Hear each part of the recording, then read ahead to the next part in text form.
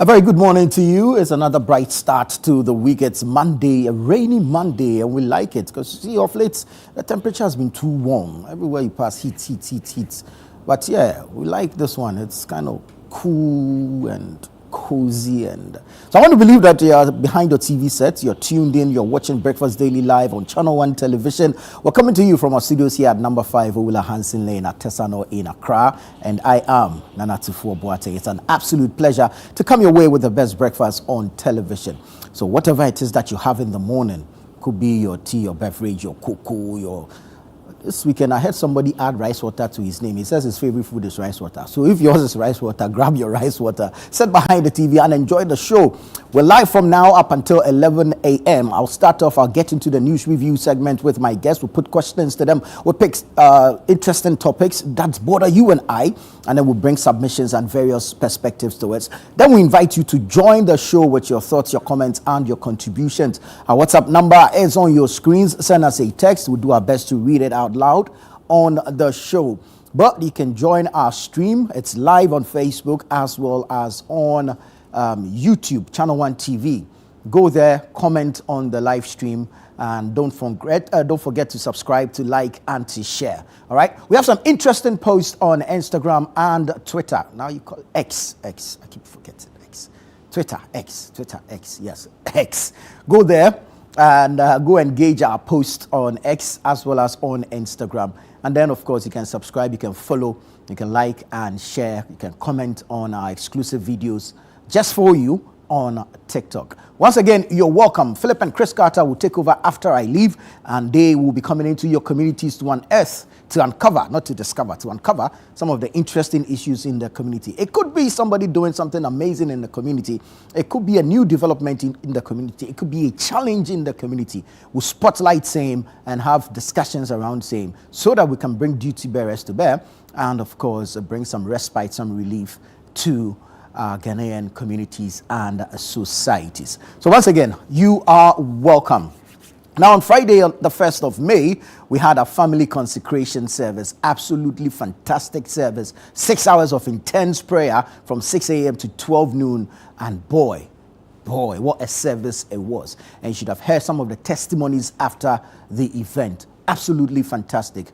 We can only say thank you to God Almighty for granting us the grace and the mercy, the favor to be able to put this together. But then, of course, we say thank you to you, our wonderful patrons, you beautiful Christians out there who showed up for the family consecration service at the Oil Dome of the Royal House Chapel to be part of that family gathering, that assembly of brethren in one heart, one accord, one spirit, lifting up prayer and supplication to God Almighty, saying thank you and asking for blessings, guidance, protection, and of course, He himself intervening in the affairs of man. So we want to say thank you to everyone that came through for the family consecration service.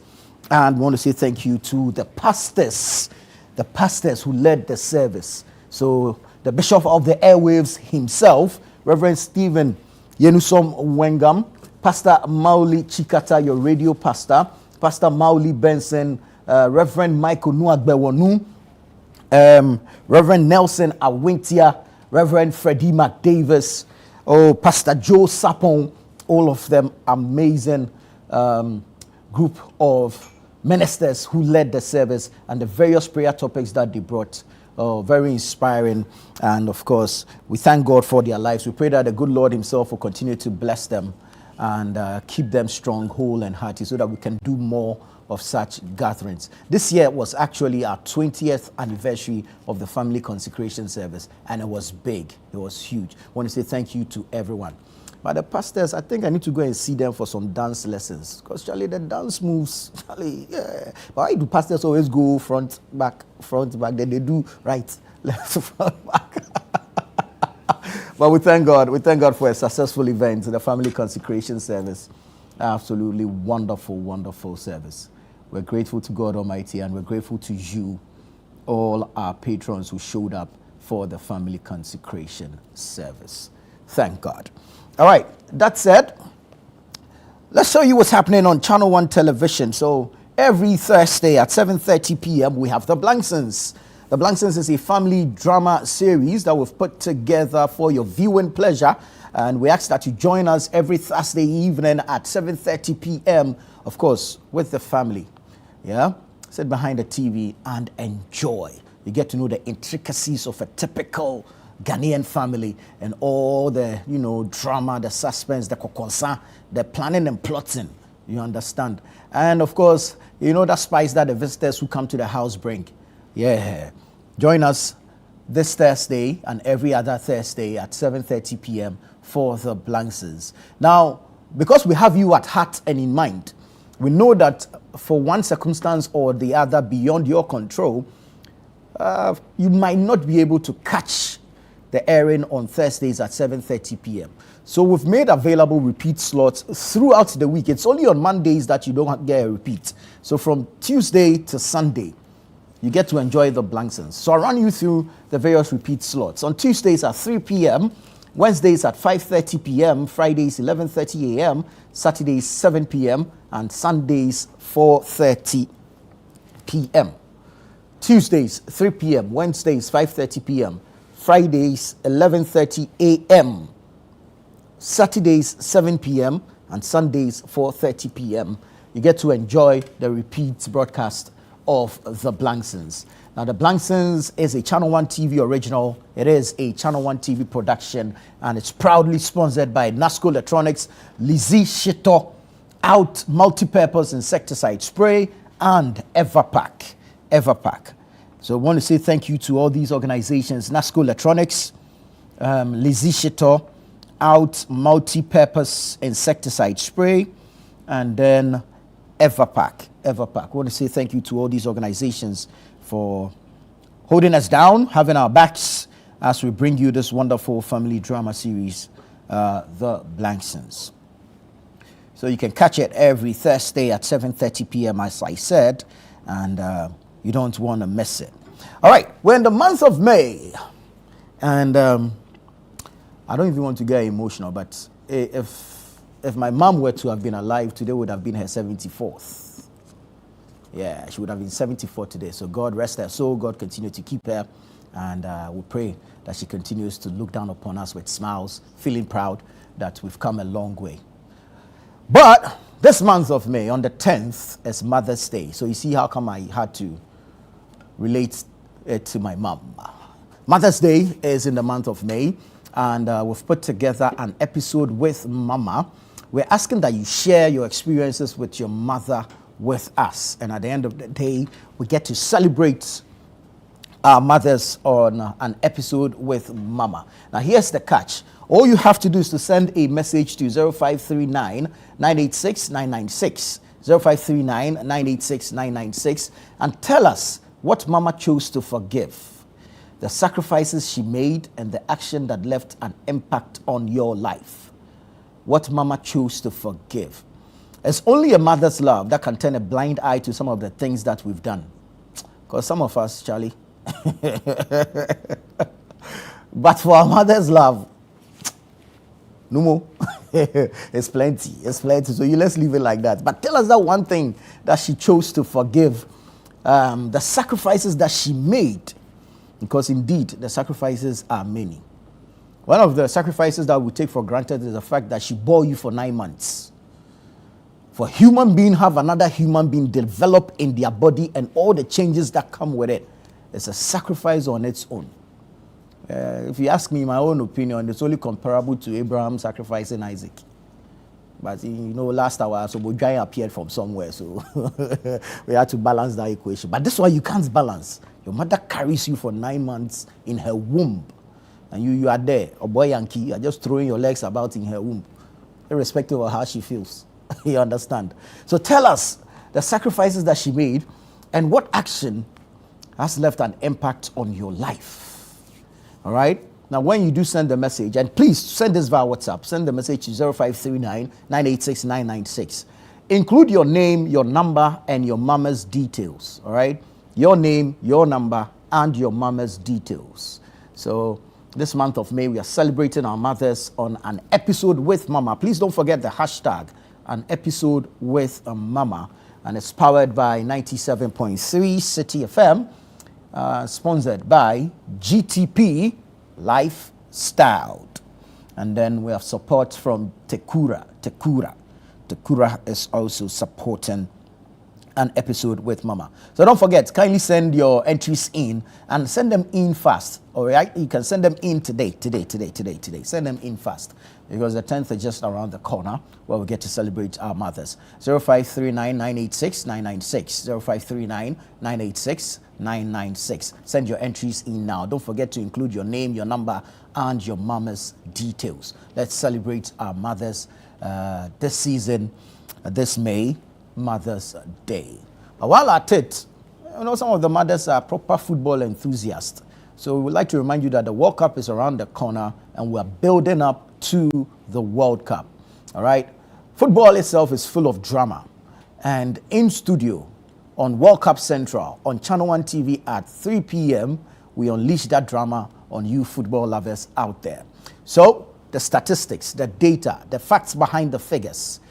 Every team has a story. Every player has a journey. And every number represents talent on the field of play. And that's what we seek to do with World Cup Central every Friday at 3 p.m. right here on Channel One Television. We'll bring you some fantastic guests in the studio. When was the last time you heard of some of the ex-football players? Yusuf Chipsa.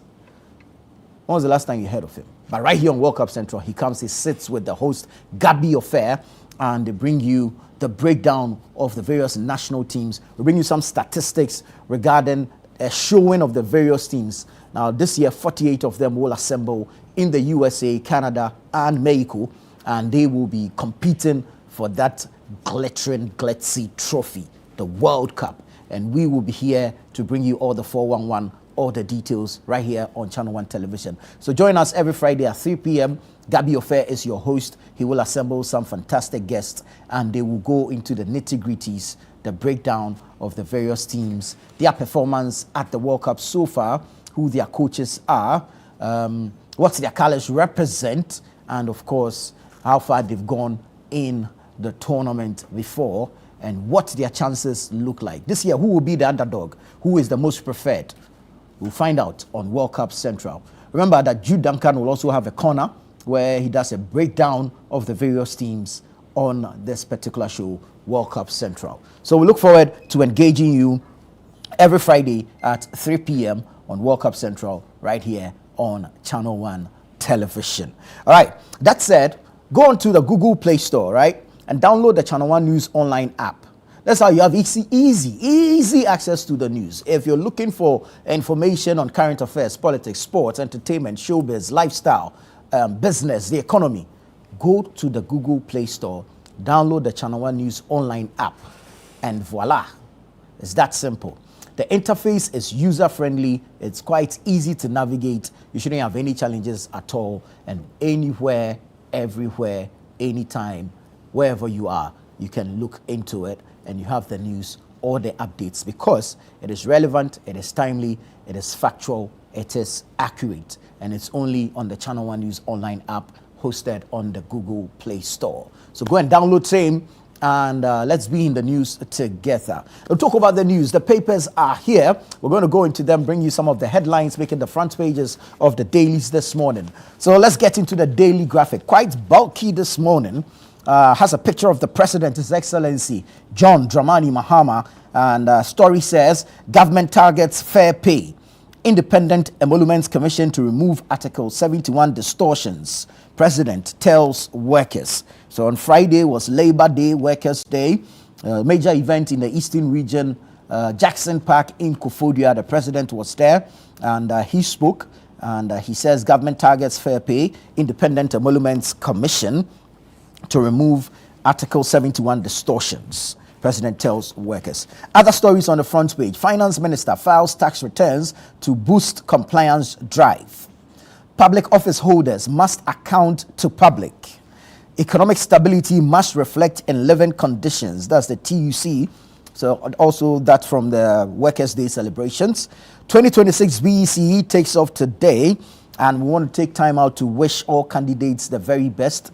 We pray that God himself will give them retentive memory and he will fortify them to be able to go through the period of this exam. So all candidates sitting for the 2026 BECE, from all of us here at Channel 1 Television, especially Betty, we say good luck and may the good Lord be with you. All right. Asantehene Ernest Angela List. Asantehene Ernest Angela List, also on the front page. Let's jump to the back page for some sports. You have Mediama stretch lead after Adams double. Kotoko suffer third straight loss. Oh. What's happening?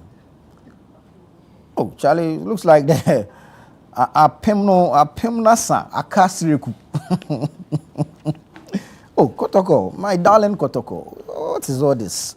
Mediama stretch lead after Adams double. Kotoko suffer third straight loss. That's on the back page of the Daily Graphic. And then you have the league table there and other results also there. Some of the results: Adriana 0, House of Lions 0, Dreams 2, Kotoko 0, Summertex 3, Holy Stars 1, Karela 2, Young Apostles 1, Mediama 2, Gold Stars 0, Nations FC 0, Hearts 1, Vision 1, All Blacks 2, 11 Wonders 1, Became 3, Hoho United and Chelsea yet to play. All right, so that's some sports stories for you on the back page of the Daily Graphic. Let me take you to the Herald. The Herald newspaper says $1 billion legal storm over Bogosu Pristia mine to Heath Goldfields begins. $1 billion legal storm over Bogosu Pristia mine to Heath Goldfields begins. Poultry farmer demands transparency and fairness in Nkokon Ketenkete distribution. Gridco CEO annual leave circular clouds government Akosombo fired claim. Majority Chief Whip explains delay in scrapping law school entrance exams.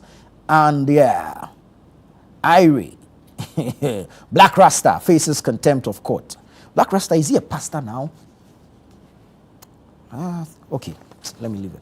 So that's the Herald newspaper. Ghanaian Times. Let's see what the Ghanaian Times is saying. Averting power crisis. Government eyes 1,200 megawatts gas-fired plant. Averting power crisis. Government eyes 1,200 megawatts gas-fired plant. BECE kicks off nationwide today. Over 620,000 candidates to sit.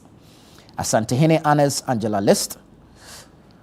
Will turn stability into jobs and prosperity. President assures workers on May Day. And then defilement tops child abuse cases in Ghana. Child Rights International study reviews. Defilement tops child abuse cases in Ghana. Child Rights International study reviews. Back page.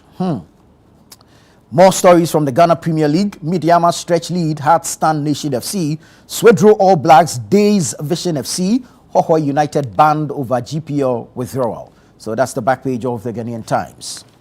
All right, well, we're going next. The publisher. The Ghanaian publisher. Ghanaian publisher says, Gold Board buys Dar Mines first gold output. Gold Board buys Dar Mines first gold output. Then you have NDC pushes BOG into insolvency. That's according to the Minority. Republic versus Chairman Wontumi. Cross-examination exposes inconsistencies in prosecution's case. Buffer stock trial. Court strikes out AG's witness statements. VIP demands 24-hour police presence on Accra-Kumasi Highway. So that's the Ghanaian publisher. Let's do Chronicle. The Chronicle says, police land guards abduct detective. COP Tai Kujo opens investigation into bizarre incident at Shai Hills. Police land guards and land guards in court abduct detective. COP Tai Kujo opens investigation into bizarre incident at Shai Hills. BOG's 15.6 billion CD loss has stabilized inflation and CD. Bad policy decisions partly contributed to 44 billion CD BOG loss. That's according to the Minority. Ibrahim Muhammad justifies why Ghanaians must control their minds. Scripture for today, Ephesians 5:11-12, have nothing to do with the fruitless deeds of darkness, but rather expose them. It is shameful even to mention what the disobedient do in secret. May the good Lord add his blessings to the reading of his word. Let's move to the Daily Guide. Daily Guide. CRI, that's Child Rights International, blows alarm. Child sex abuse cases surge in Accra. Oh. Buffer stock trial. Court strikes out AG's 2 witness statements. First 110 kilogram Damai mine gold sold to Gold Board. BOG's losses 44 billion cedis, not 15.6 billion cedis. That's according to the minority. Otumfuo honors Angela List of Adamus Resources. Okay, she's been honored by the Asantehene. Otumfuo say to the second. Let's go to the news center. The news center says 15.6 billion cedis net loss, 35.2 billion cedis negative equity, and 19.32 billion cedis other comprehensive income loss by BOG in 2025. Accounting shift. Gold sale marks BOG's 44 billion cedis loss. That's according to Dr. Gideon Buako. BOG's high-cost stability push created distortions. That's according to Professor Godfred Bockman, economist and professor of finance at the University of Ghana. BOG sold 27.6 tons of gold for $3.6 billion to cushion losses. BOG posts 9.05 billion cedis loss on gold trade in 2025. Damai Mine sells 110 kilograms first output to BOG through Gold Board. If you hear the billion plenty there, you are getting confused. But we'll unpack same on the show this morning, so stay with us. Our guests are in, and we'll do, if you like, a forensic analysis or a surgery into the BOG's losses. All right, the new publisher says, Osahin Afenyo Markin, a people without culture have no direction. Bank of Ghana in critical care. Minority insists 2025 loss is 44 billion cedis, not 15.6 billion cedis. Criminalize sex for jobs. That's according to John Dramani Mahama. Man, 33, killed over witchcraft accusation. Family cries for justice as police probe stalls. And Acrobeto maintained as Lazy Products ambassador. So that's the new publisher. Let's do some business. BNFT, Business and Financial Times. Securitization guarantees key to unlocking diaspora bond demand. Local producers anxious over 5 billion cedi worth of unsold rice. Economy set for consolidation phase. That's according to a CCIF report. Bankability, not funding, limits women access. That's according to Stanbic's Marian Amati. She says bankability and not funding limits women access. And then you have Old Mutual launches funeral-focused legacy transition plan. And then you get a couple of features also in the B&FT. All right, now let me quickly take you online. Now let's take a look at what our various news portals have for us this morning. Let's start off with channel1newsonline.com, Monday, 4th May, 2026. 16.7 billion cedis OMO bill was cost of fighting inflation, not policy failure. That's according to the majority in Parliament. But here's what the minority is saying. Minority disputes BOG's 15.6 billion CD loss, puts real figure at 44 billion cedis. Sex for jobs must be punishable by law. That's according to President Mahama. Ghana rallies global support for reparatory justice coalition after UN resolution. Mahama concludes Eastern Region tour with inspection of Akosombo to Jekiti to Kudukope Road. Okay. Prosperity must be felt in jobs and livelihood. Upper West Regional Minister speaking. Up to 60% of northern primary schools lack JHS. That's according to EduWatch. Assembly members' allowance a boost for grassroots governance. Chalog speaking. Ghana needs more power generation despite ESRP progress. Collins Adumako Mensah speaking there. Mahama announces 1,200 megawatts power plant to boost electricity supply. And then you have Suhini says energy debts reprofiled to 2028. So you get details of these stories and more on channel1newsonline.com. CityNewsroom.com. CityNewsroom.com says BOG's 93 billion cedis equity hole could burden taxpayers. That's according to Abna Osei Asari, chairperson, Parliament's Public Accounts Committee, a former deputy finance minister. BOG's 15.63 billion cedis operating loss, cost of economic stabilization or policy strain. Over 620,000 students sit for BC today. BOG Gold gains legitimate, not concealment of financial distress. That's the majority. 2026 BCE, candidates who assault invigilators risk ban for years. That's according to WAEC. GRNMA, Ghana Registered Nurses and Midwives Association, condemns alleged logbook fees charged by ward managers. So go online, citynewsroom.com, as well as channel1newsonline.com, and you get the details of these stories and several others. But stay with us here on Breakfast Daily Live on Channel 1 TV. We'll return shortly with the news review segment.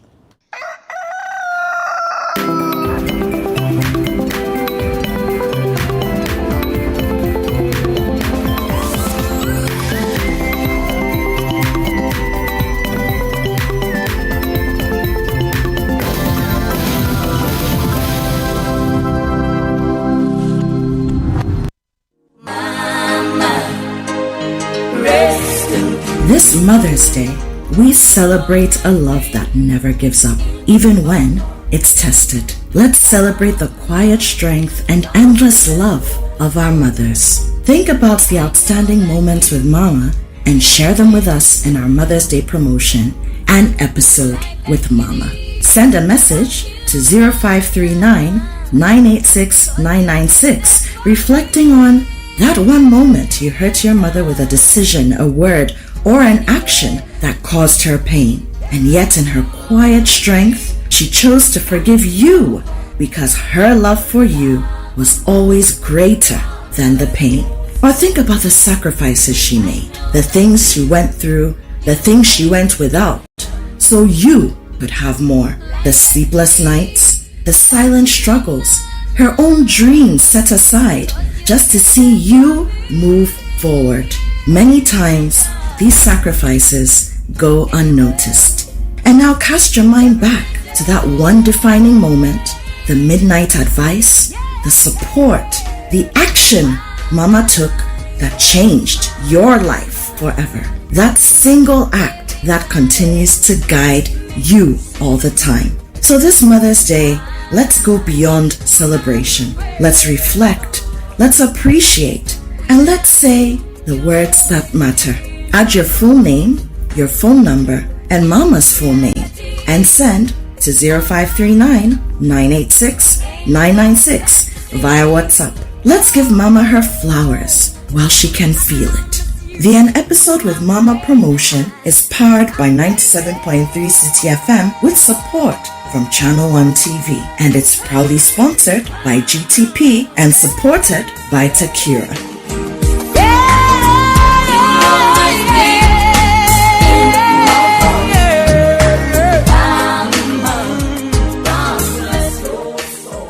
Welcome to The Point of View. This is your favorite current affairs show here on Channel 1 Television. On The Point of View, we pick the right topics, get the right guests, and ask them relevant questions on issues that matter to you.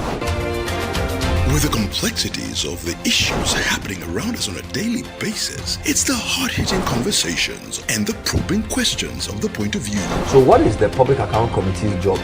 So what we do is to scrutinize, clarify, and find out why certain infractions have been made. What do these IMF programs try to do?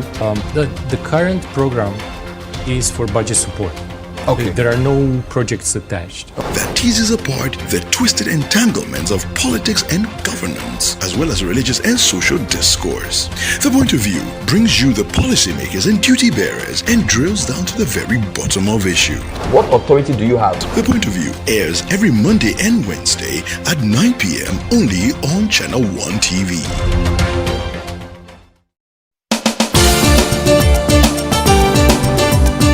In a nation full of questions, where truth often hides behind noise, one show dares to ask what truly matters face to face. With fearless clarity and a quest for accountability, host Marusanda Amadou sits down with the movers and shakers of politics, governance, society, and business, confronting the issues that define our national conversation. Yes, I am Marusanda Amadou. This is Face to Face, and you're welcome. I say very often on the floor of Parliament that when we were in government, we got some things right, we got some things wrong. Are you still planning to go to Parliament, or you want to look at National Party office position? No, I'll be going back to Parliament. There's an unfinished business which I need to do. Sports has three legs. development, management, and promotion. Disintegration is extreme. We do not wish that even on your worst enemy. Every Tuesday at 9 p.m., join Umaru Sanda Amadou on Face to Face as he digs deeper, challenges power, and reveals the stories shaping Ghana's future. Only on Channel One TV.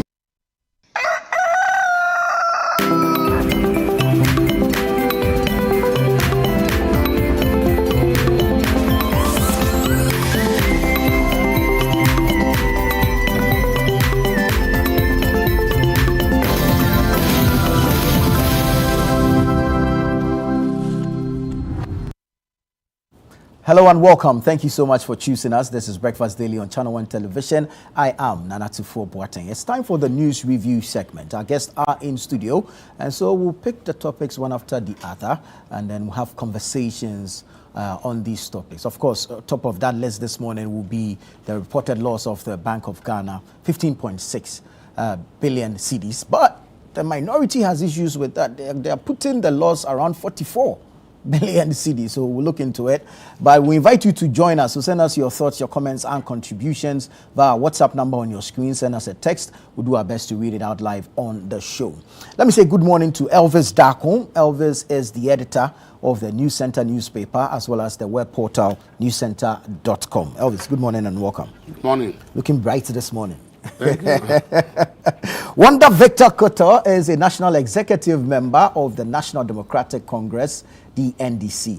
Council, it's good to have you. Good morning. Good morning. Good morning. Very well. Welcome. Thank you. And then we have the resident country director of International Investments LLC, Ibrahim Ejay. Ibrahim. Good morning. Good to see you. Likewise, Nana. Always a pleasure. You're sharp. I like this. I take the green, the pocket square. You're on board. All right. So we're going into the issues. I don't know if I can call this a forensic analysis or a clinical surgery of the Bank of Ghana's report, but I mean, a report has it that 15.6 billion losses were made by the BOG in 2025. The minority has put out their stance as saying that the loss is actually more than 15.6. It's around 44 billion cedis, but the majority insists that this loss was to strengthen the economy. Let me start with you, Elvis, because this morning I see your paper and it's like the entire front page is dedicated to that particular report and, of course, the conversations that have ensued after that. If you look at the BOG as a not-for-profit, but more like the immune system of the country, these losses that they have explained is to, if like, ensure stability of the economy. Should we take this? Thank you, Donato. We need to establish that the central bank, as an institution, has several tools available to it to deploy in its work. And central banks, depending upon leadership and their philosophy, will determine how to deploy the various tools available to them. So whilst one central bank may want to deploy specific tools in a certain direction, another central bank leadership will want to do it the other way around. Right. All these are options, and it is the philosophy of the leaders at the time determines how they deploy the various tools. So that one must be established. And we must also understand that in economic policy, every option that you deploy will have a trade-off. So if you deploy A, there will be a negative consequences that will come with it. That is economic policy. You can't deploy economic policy and think that everything will go rosy. You have to sacrifice something for something. So that one, there's no doubt about that. So the issue is that the previous central bank had a different philosophy. That let's do the recovery at a slower pace. Change of government, a new central bank comes and thinks that we can do the recovery at a faster pace. When you do the recovery at a slower pace, the pain is slow. When you do the recovery at a faster pace, the pain too is very fast and painful. That is the issue. So let's look at the central bank report that they issued. Per the report, they said the open market operations to mop up excess liquidity in the system is 16.7 billion cedis, right? Then they came up with another loss, which is other income operations, okay, which per the bank's own report is also 19.3 billion. So if you add 16.7 to 19.3 billion, I'm not sure it is 15.6. You understand it? Then, aside that, then comes the revelation that the gold that the central bank sold, when it returned the money it used to buy the gold, the remaining money that, which is from the unrealized gain and the profit, central bank added it to its income. So the argument of the money, if that money had not been added to the income, the loss would have reduced. So if you remove the 9.5 billion from the gold sale, that has been added, means that if the gold had not been sold, that 9.5 billion would have been another loss somewhere. So if you add the three, you are looking at 44 billion as a loss in one single financial year by the central bank. All in order to achieve the economic indicators that we are. But the question now is it worth it to do it that way? The argument is no. Yeah, it's worth it if we have inflation at 3.2%, we have this and that, so it is worth it, right? Others will tell you that it's not worth it. As I say, economics is about philosophy. Question is, if a country has borrowed 17 billion to pay salaries in the same year, why would you want to give something called free money of 16.7 billion to banks in order for them to give you part of their money in T-bills so that you can remove some money from circulation? You are paying 16.7 billion to say that there's too much money in the system, so give us part of the liquidity. So you are paying above the central bank's own rate in order to get that money taken away from the system. And the above payment that the central bank has made in order to recover the money it said is excess liquidity, it is 16.7 billion. So in effect, it's like you are just giving free money. In effect, I'm not saying economics, I'm talking a simple man language. This thing is sold for 16 cedis. And they said there are too many of these phones in the system. But if you say people should bring it at 16 cedis, they won't bring it for you to keep. So to recover this, the excess phones in the system, you are giving the people 17 or 18 cedis so that they will bring it to you. So you are paying more than the market value of the product in order to recover the excess you said is in the system. And the excess money you are paying on top of it is what you spend 16.7 billion. So the question is, if you can spend 16.7 billion to get the excess liquidity from the system, then you go and borrow 17 billion to pay salaries. You weigh the two. You ask yourself, do we have to do that? But the economic policy people think that that is the right thing to do at the time. Another aspect of the central bank's whole thing that we need to look at critically, okay? And let me say that this mopping up of the excess liquidity, all that is trying to do is to bring down inflation. Okay? But I see, if you are following the demand side, if you go and focus on the demand side to fight inflation, you are creating a problem that is not sustainable. Because the most sustainable way of fighting inflation is to fight it through the supply side. Because it's a matter of supply and demand. You are saying that there's too much money chasing fewer goods. So if you want to really fight inflation sustainably, you should rather have gone to the supply side and say, let's engage into more productivity. And then there will be more goods in the system than the money that's available. You understand it? But because we realize that that is a difficult route to say we want to increase productivity, which is the most sustainable way anyway to do the thing, we run away from actually improving productivity and rather chose the path of let's withdraw money from the system and dumping demand. Once we dumping demand, then inflation will come down. You have not solved the problem because you still have a supply end issue. So instead of choosing the most effective way, though difficult, and will take a longer time, but that is what to give a sustainable economy, we rather chose the path of let's rather just withdraw the money in the system and then inflation comes down, we said we have done something. The question you should ask yourself as a Ghanaian is, do you think that withdrawing money from the system is the sustainable way, or increasing productivity, rather coming out of policies and programs that increase productivity, that there will be more supply than demand should be the sustainable way? The withdrawal of the money from the system is the reason why you go to all markets and other places, everybody is complaining that nobody is buying. Because the money that's in the system that people can use to buy is what the central bank has withdrawn. So the market women, everybody is saying, we have things that nobody is buying. BNFT is saying that how many tons of rice? What are they saying? Local producers say they have 5 billion worth of unsold rice. This is the impact of let's withdraw money from the system because then people are not buying. So the question is, you want to create a system where people will not buy and achieve lower inflation. And the question is, to what end? Do you understand it? So these policies, as I said, it's all about philosophies of the people in charge of the central bank at the time. So the question is, do we think this is sustainable? How long can we continue to do this? We injected over $11 billion into the system in order to the cedi to drop from 14.7. The cedi to drop from 14.7 to 10.8 to the dollar. Today, where is the cedi? It's almost 12, right? Yeah. The cedi is almost 12 as we speak. It's almost 12 as we speak. It means that injecting the dollar to the system is not really the solution. If you are doing more to bring in sustainable foreign income, then you are doing something.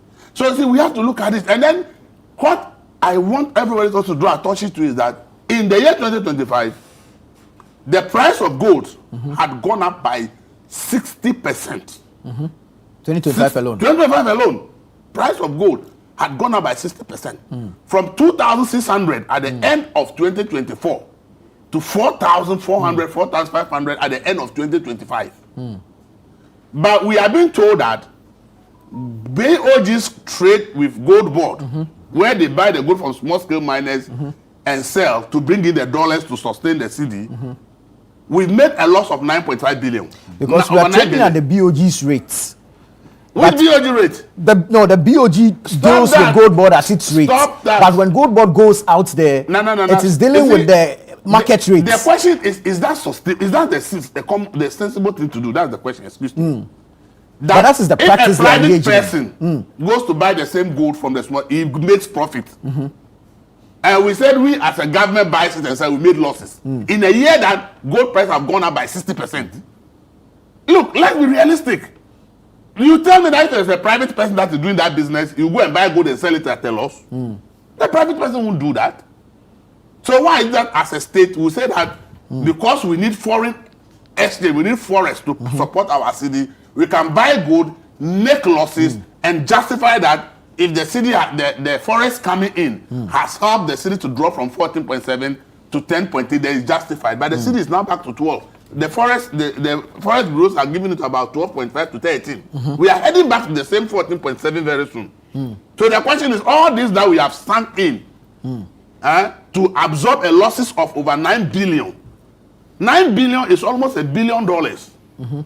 9 billion it's almost $1 billion if you are using the exchange rate. Almost $800 million in 1 year, in one trade.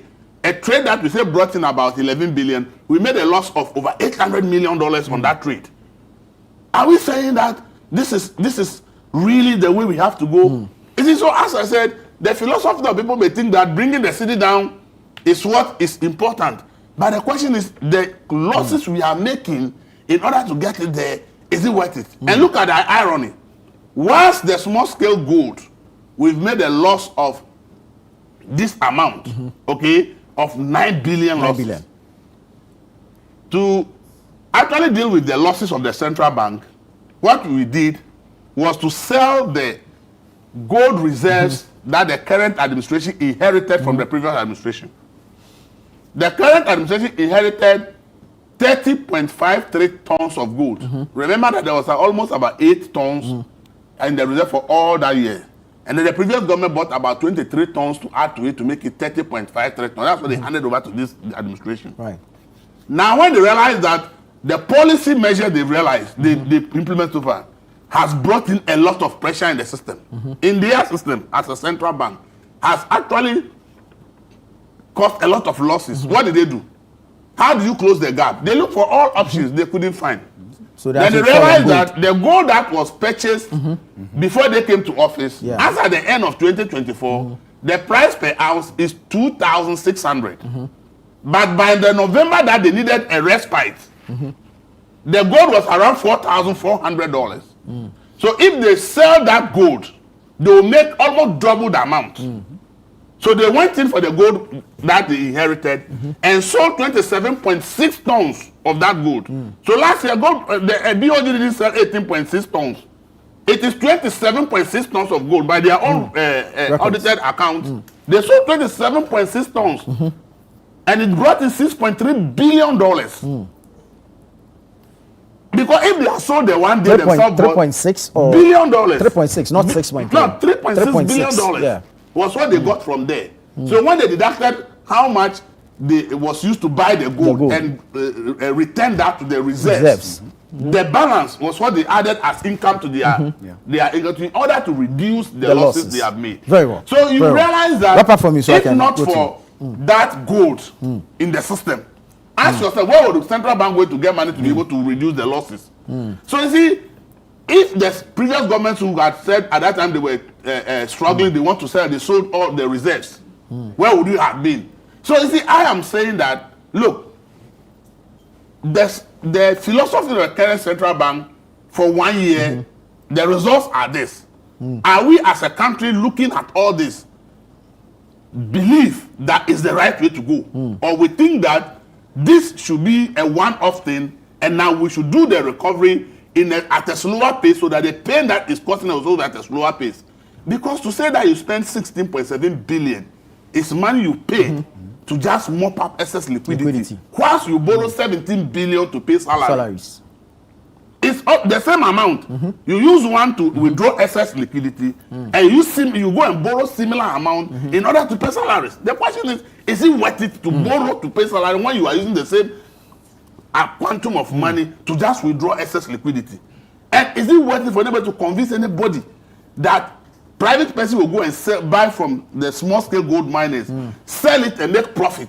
And our government is selling that for them. When they go and buy it at the small scale miners, when they sell, they make losses. Is it something anybody should be accepting and entertaining simply because we said it's bringing in dollars and the dollar will support the cedi? So if we are making the losses, it's genuine. Will the private person take a decision like that? Private person will not take a decision like that. So you see, the central bank, as I said, has several tools. And they will decide how they want to deploy it.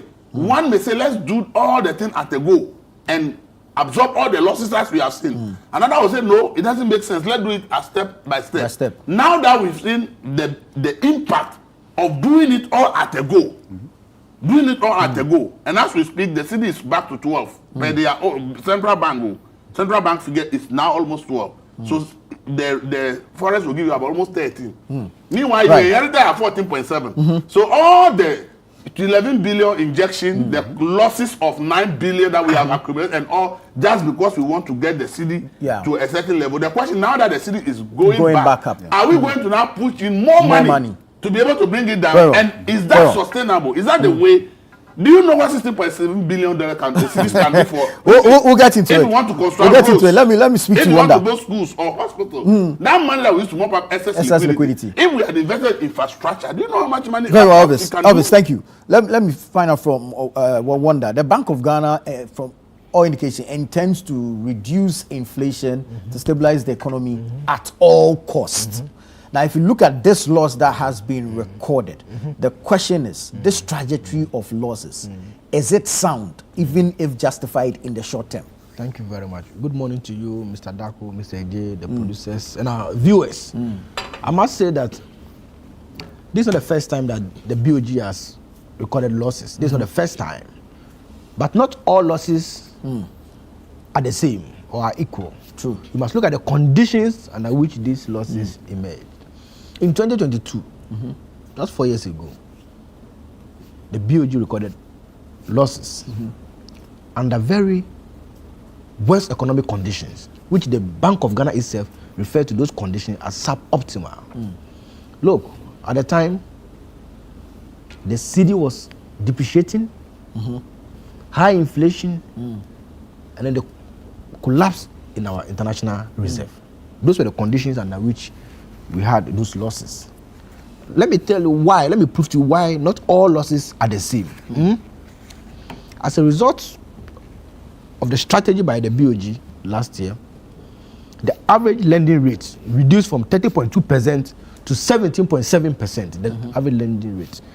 Just to explain what it means when your lending rate reduces, it means that there are cheaper loans for small-scale businesses.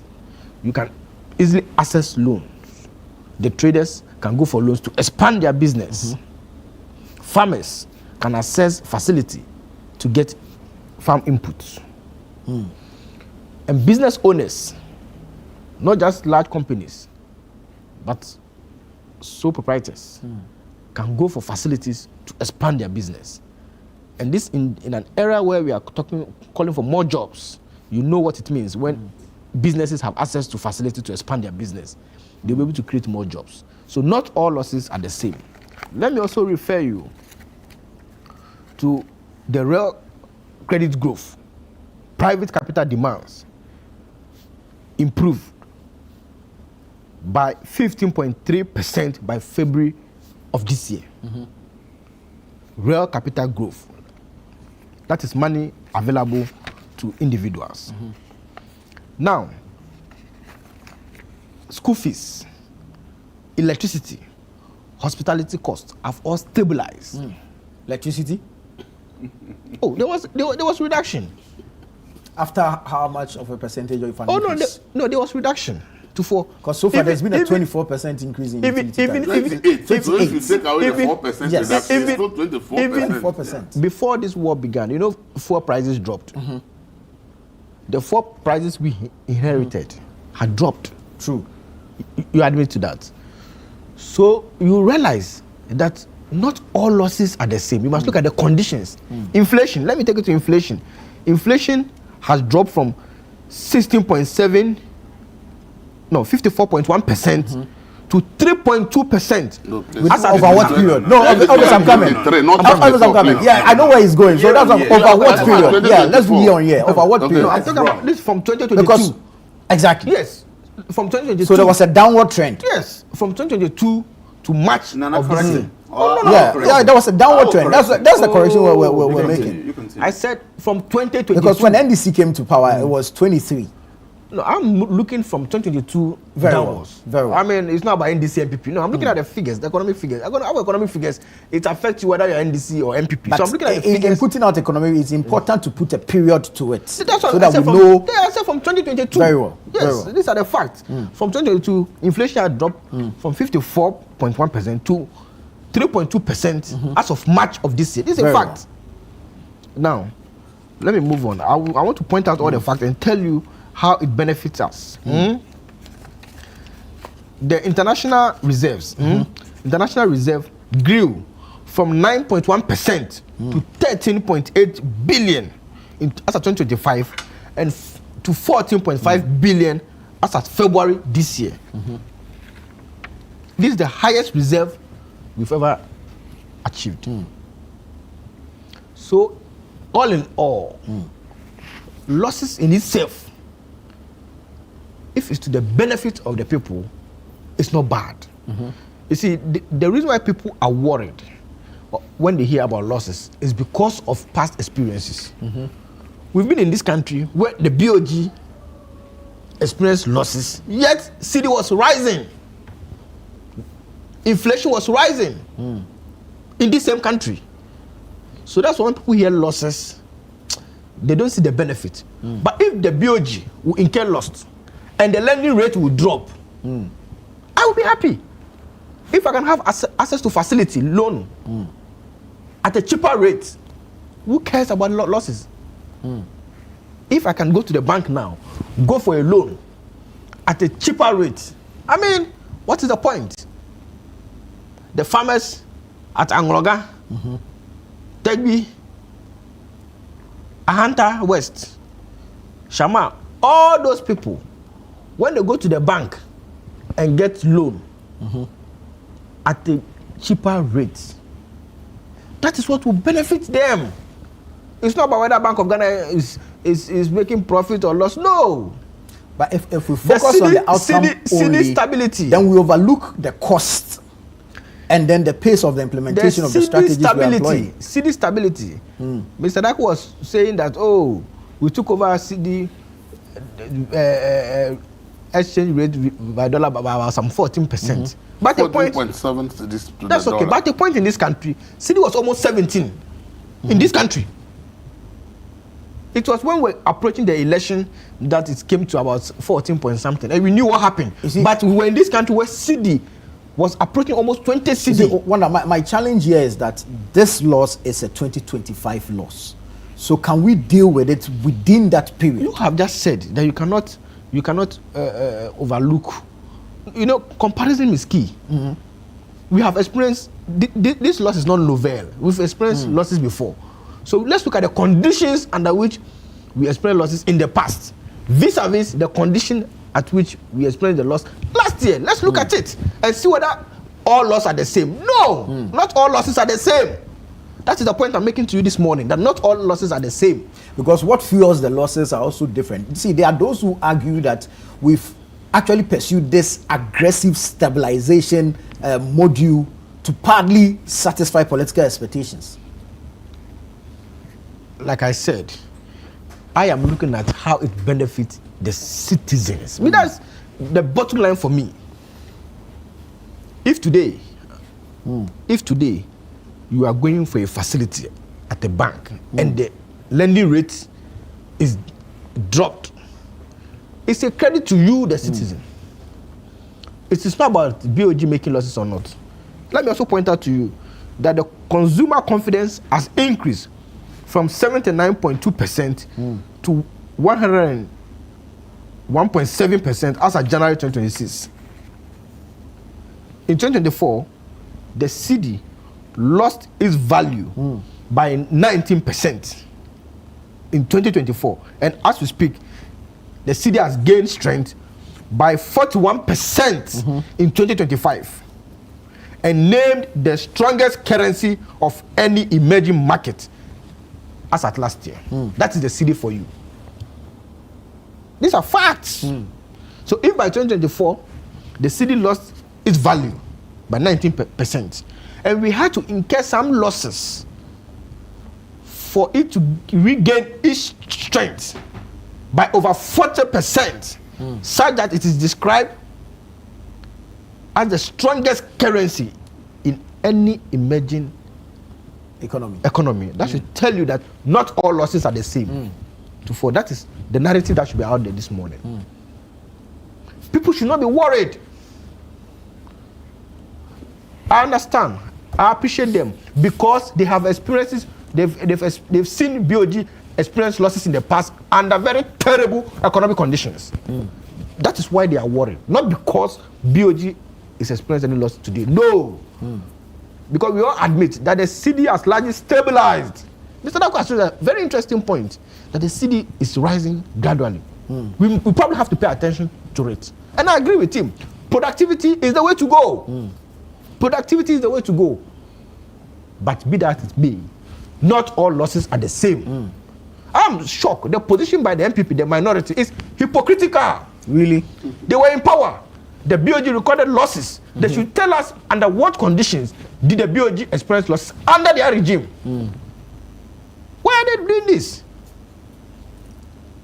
If you look at the calculations they are making, then indeed the headline loss of 15 billion cedis is not correct. Which calculation? Even if the loss is 500 billion, I'm telling you that what the Ghanaian people are interested in is when they are going to bank for facility, the lending rate is down. So we can sacrifice the equitability of the BOG for the economic stability. Let me tell you something. Or a downward inflation trend. Let me tell you something. If now, what he's talking about actually is the role and responsibility of the central bank. True. But it's about how you achieve it. The strategy. That is the issue. And the speed of the implementation. stability, as you say, the low lending rate and everything is the reason why the central bank is Exist. there. They have tools they deploy to be able to get this. How the tools are deployed is the differences in how the tools are deployed and the impact. Good. And even how fast the tools are implemented. He mentioned, for example, the cedi. 2023, 1 billion was injected by the previous government. 2024, they injected 2 billion, made 3 billion in 2 years. It reduced the cedi from 17 to 14.7. Yeah. Just last year alone, the central bank injected over $11 billion into the cedi, and it could only reduce it from 14.7 to 10.8. So if somebody injected 11 billion And the reduction is only from 14.8 to 10.8. But somebody injected only 3 billion. And the reduction was from 17 to 40. But you can ask yourself, how come that the 3 billion made so much impact, but the 11 billion, the impact doesn't seem to be that big? The issue is that there are other tools you need to deploy, and how you deploy them. As we said, it's about the philosophy to achieve that stability. But there will be always consequences. So like I was saying, if you want to reduce the equity position of government, you need to look at the impacts that it will have on we the citizens, the suffering that we'll face. So we should be mindful. It is not about reducing the equity position of government. The impacts. Inflation will still be at a higher cost of about 23.8%. The cedi will be weakening if our concern is just to reduce the equity position of government. Our reserve will be running lower and lending rates will be above 30%. So we need to compare, what do we want as a people? What do we want as a people? If neutrals like Mr. Daku are making the argument that productivity is the way to go, I agree. But the NPP have no moral right to be talking about economic conditions today. I'm telling you, the NPP has no moral right to be talking about economic conditions. The position of the minority, I submit strongly, is very hypocritical. When they left very terrible economic conditions, and the BOG still recorded losses. The Bank of Ghana recorded losses, and the NPP under a very terrible economic condition. High inflation, the cedi was depreciating at a faster rate. At a point, the cedi to dollar was almost 17 cedi, approaching 20 Ghana cedi in this country. Foreign travels became very difficult. You want to purchase tickets, very, very, very, very difficult. That was how we were suffering. We need to relate all of this to the people of Ghana. That is the point. So if BOG is recording losses today, and the inflation is dropped, 1, 2, lending rates is dropped to the extent that farmers can now go for facility at a very lower rate. Traders can expand their shops, their businesses at a lower rate. Business owners, not just companies, business owners, small business owners, sole proprietors, those who are into partnership can go for facility at a lower rate. Then you should know that not all losses are the same. Thank you. 96.3 billion cedis negative equity. This means that its liabilities far exceed its assets. You are still talking about the losses? I've told you. Not all losses are the same. Let me go to Ibrahim. Let me go to Ibrahim. Yes, losses, but not all losses are the same. Very well. All losses The BOG exists to, if you like, stabilize the economy. You would agree that this will come at a cost. The cost of inflation is also very, very expensive. So these losses, are they just structural, or they are actual economic losses? They are structural. Let's understand and position the facts where they belong. But you see, when a bank, I'm talking the central bank, is suffering the hemorrhage that it does, then confidence in that central bank goes out of the window. And what citizens want are results, not promises. Likewise, investors, when they see in an Atufo that the bank is getting to near insolvency, i.e. it doesn't have the money to actually fund and execute its mandate, then investors shy away. So yes, it's structural, but then the effect is in the real world. Now let me, Wanda was talking about how lending rates have gone down. In 2025, I'm using Bank of Ghana's own records here. Total bank assets, that's how much money has been deposited with the banks across Ghana, was 446 billion cedis. Okay? Now, the total loans that were given is 111 billion. Okay? And the deposits, that's the money that the banks had, and they decided where to put that money. 325 billion went into deposits. I.e., when government started buying the bonds, the bond is your paper. It wants to remove liquidity from the system. It gives you the bond, of which we paid 16.79 billion. Elvis mentioned it, above market rates. So when he says that lending rates have dropped, understand the environment that is in. Only 24% of bank assets are going to the private sector because it's being crowded out. 76% is going to the Bank of Ghana. So you're saying that lending rates have dropped? Ask the farmer in the areas you mentioned whether they can even access it, because the availability is not there. 76% of all bank assets are going to the Bank of Ghana. Why? Because it's risk-free. Will the Bank of Ghana default? The answer is no. So the whole strategy of this government is very, very, let me use my words carefully. It doesn't add value to Ghana. Now, he's telling me about the hypocrisy. Where's the hypocrisy? Let me explain something. 2023, there were losses. You had the domestic debt that we had to finance. There was forex fluctuations. The city had been depreciated. We had a loss of 13.23 billion. Government, the MPP government, put in contingencies to cure this. A year later, we'd reduced the losses to 9.49 billion. That's what a responsible government does.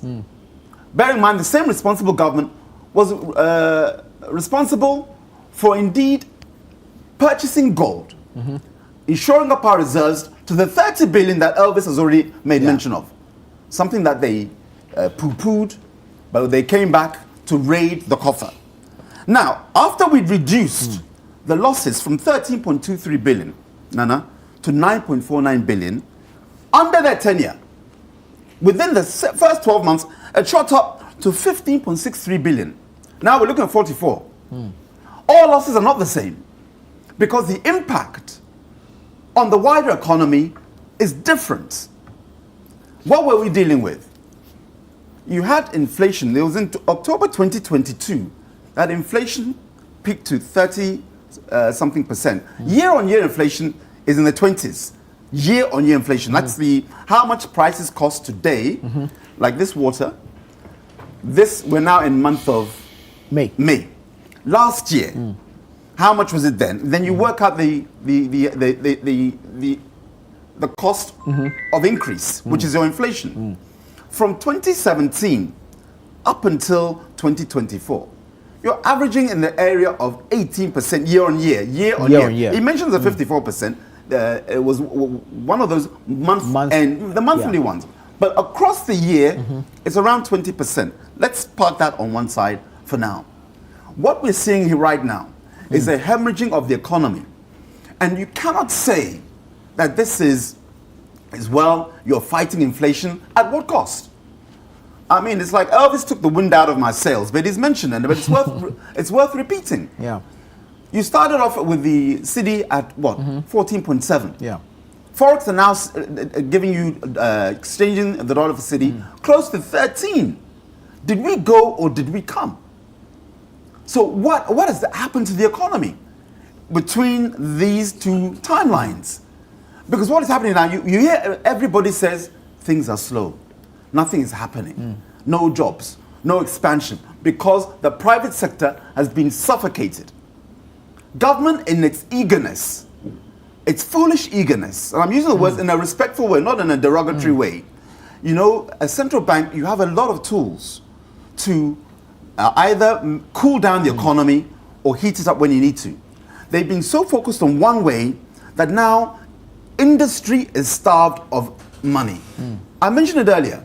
Out of 446 billion, 326 billion has gone to the Bank of Ghana. Only 111 billion is within the private sector.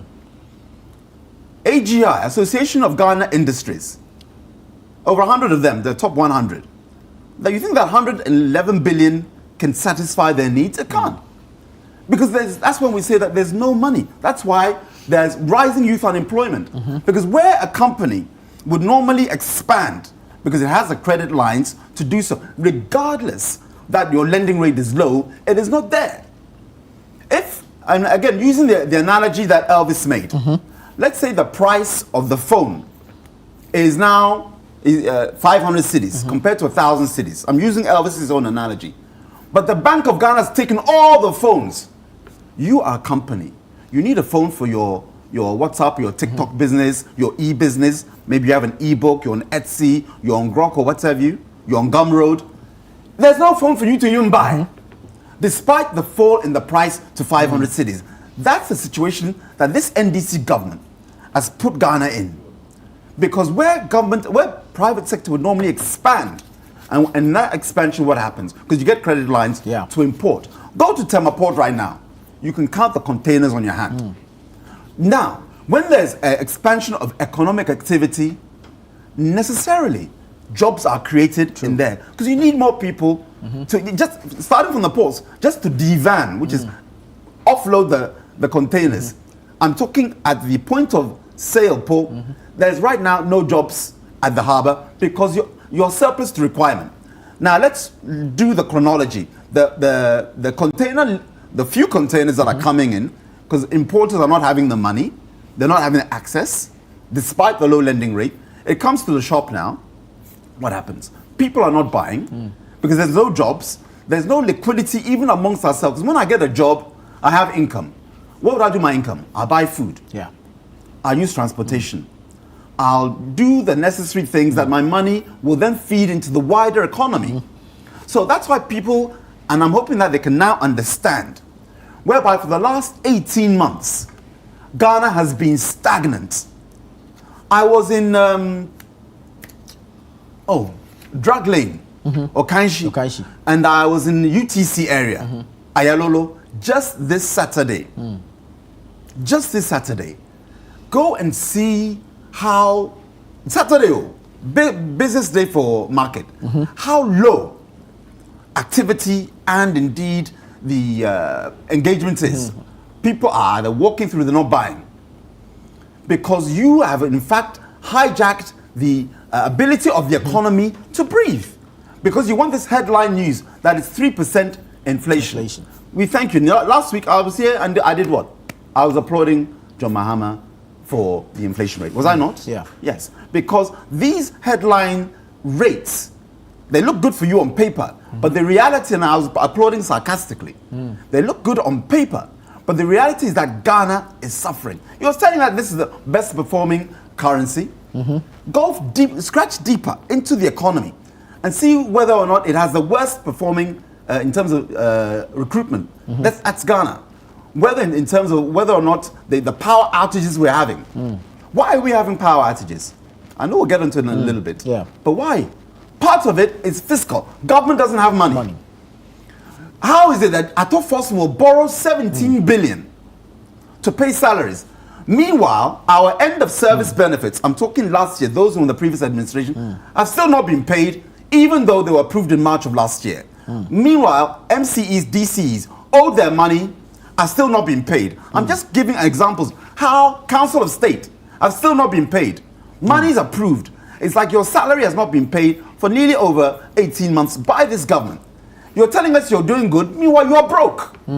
Broke why? Because of your reversal of policies. MPP had a structured policy whereby you had in fact a diversified ratio, whereby what we did under MPP, when we saw that you were in fact lending more to government, and you weren't lending more to the private sector, then there's a penalty on your assets to encourage you to lend to the private sector, because we didn't want you to come to the lender of last resort, which is the borrower of last resort, which is the Bank of Ghana.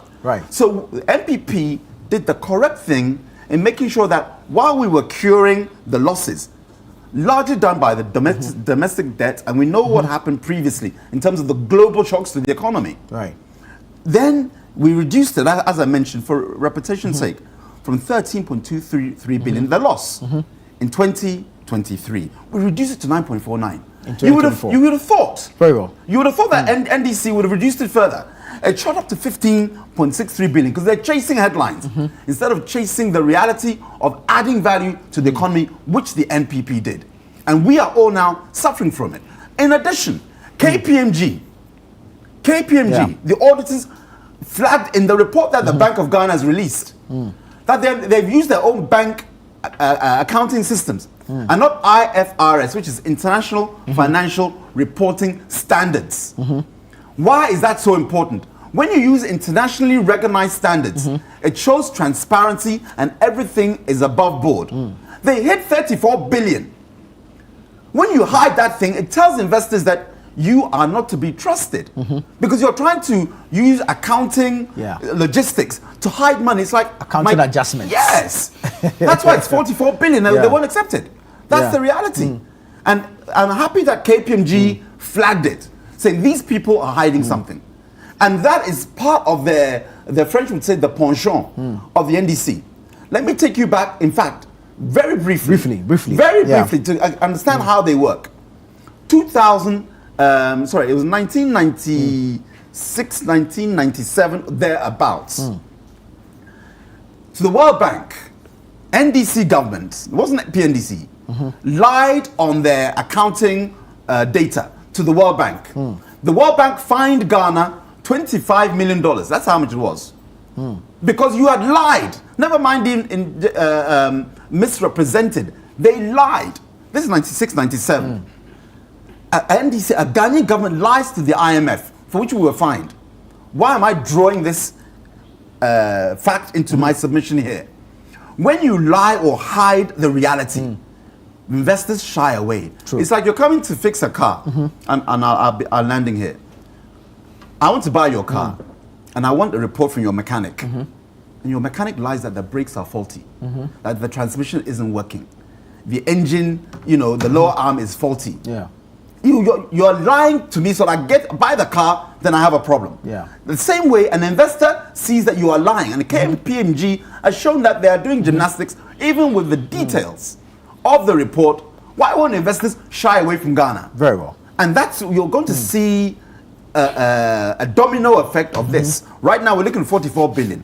When it affects like a cancer throughout the economy, then I want them to come and tell us that we have the best performing currency. Meanwhile, Doomsaw is raging because you can't pay we'll get to that. the power producers. Meanwhile, inflation, as low as it is, prices are still high. Very well. A few quick messages. Good morning, Nana. I feel peeved hearing what's really happening in the BOG.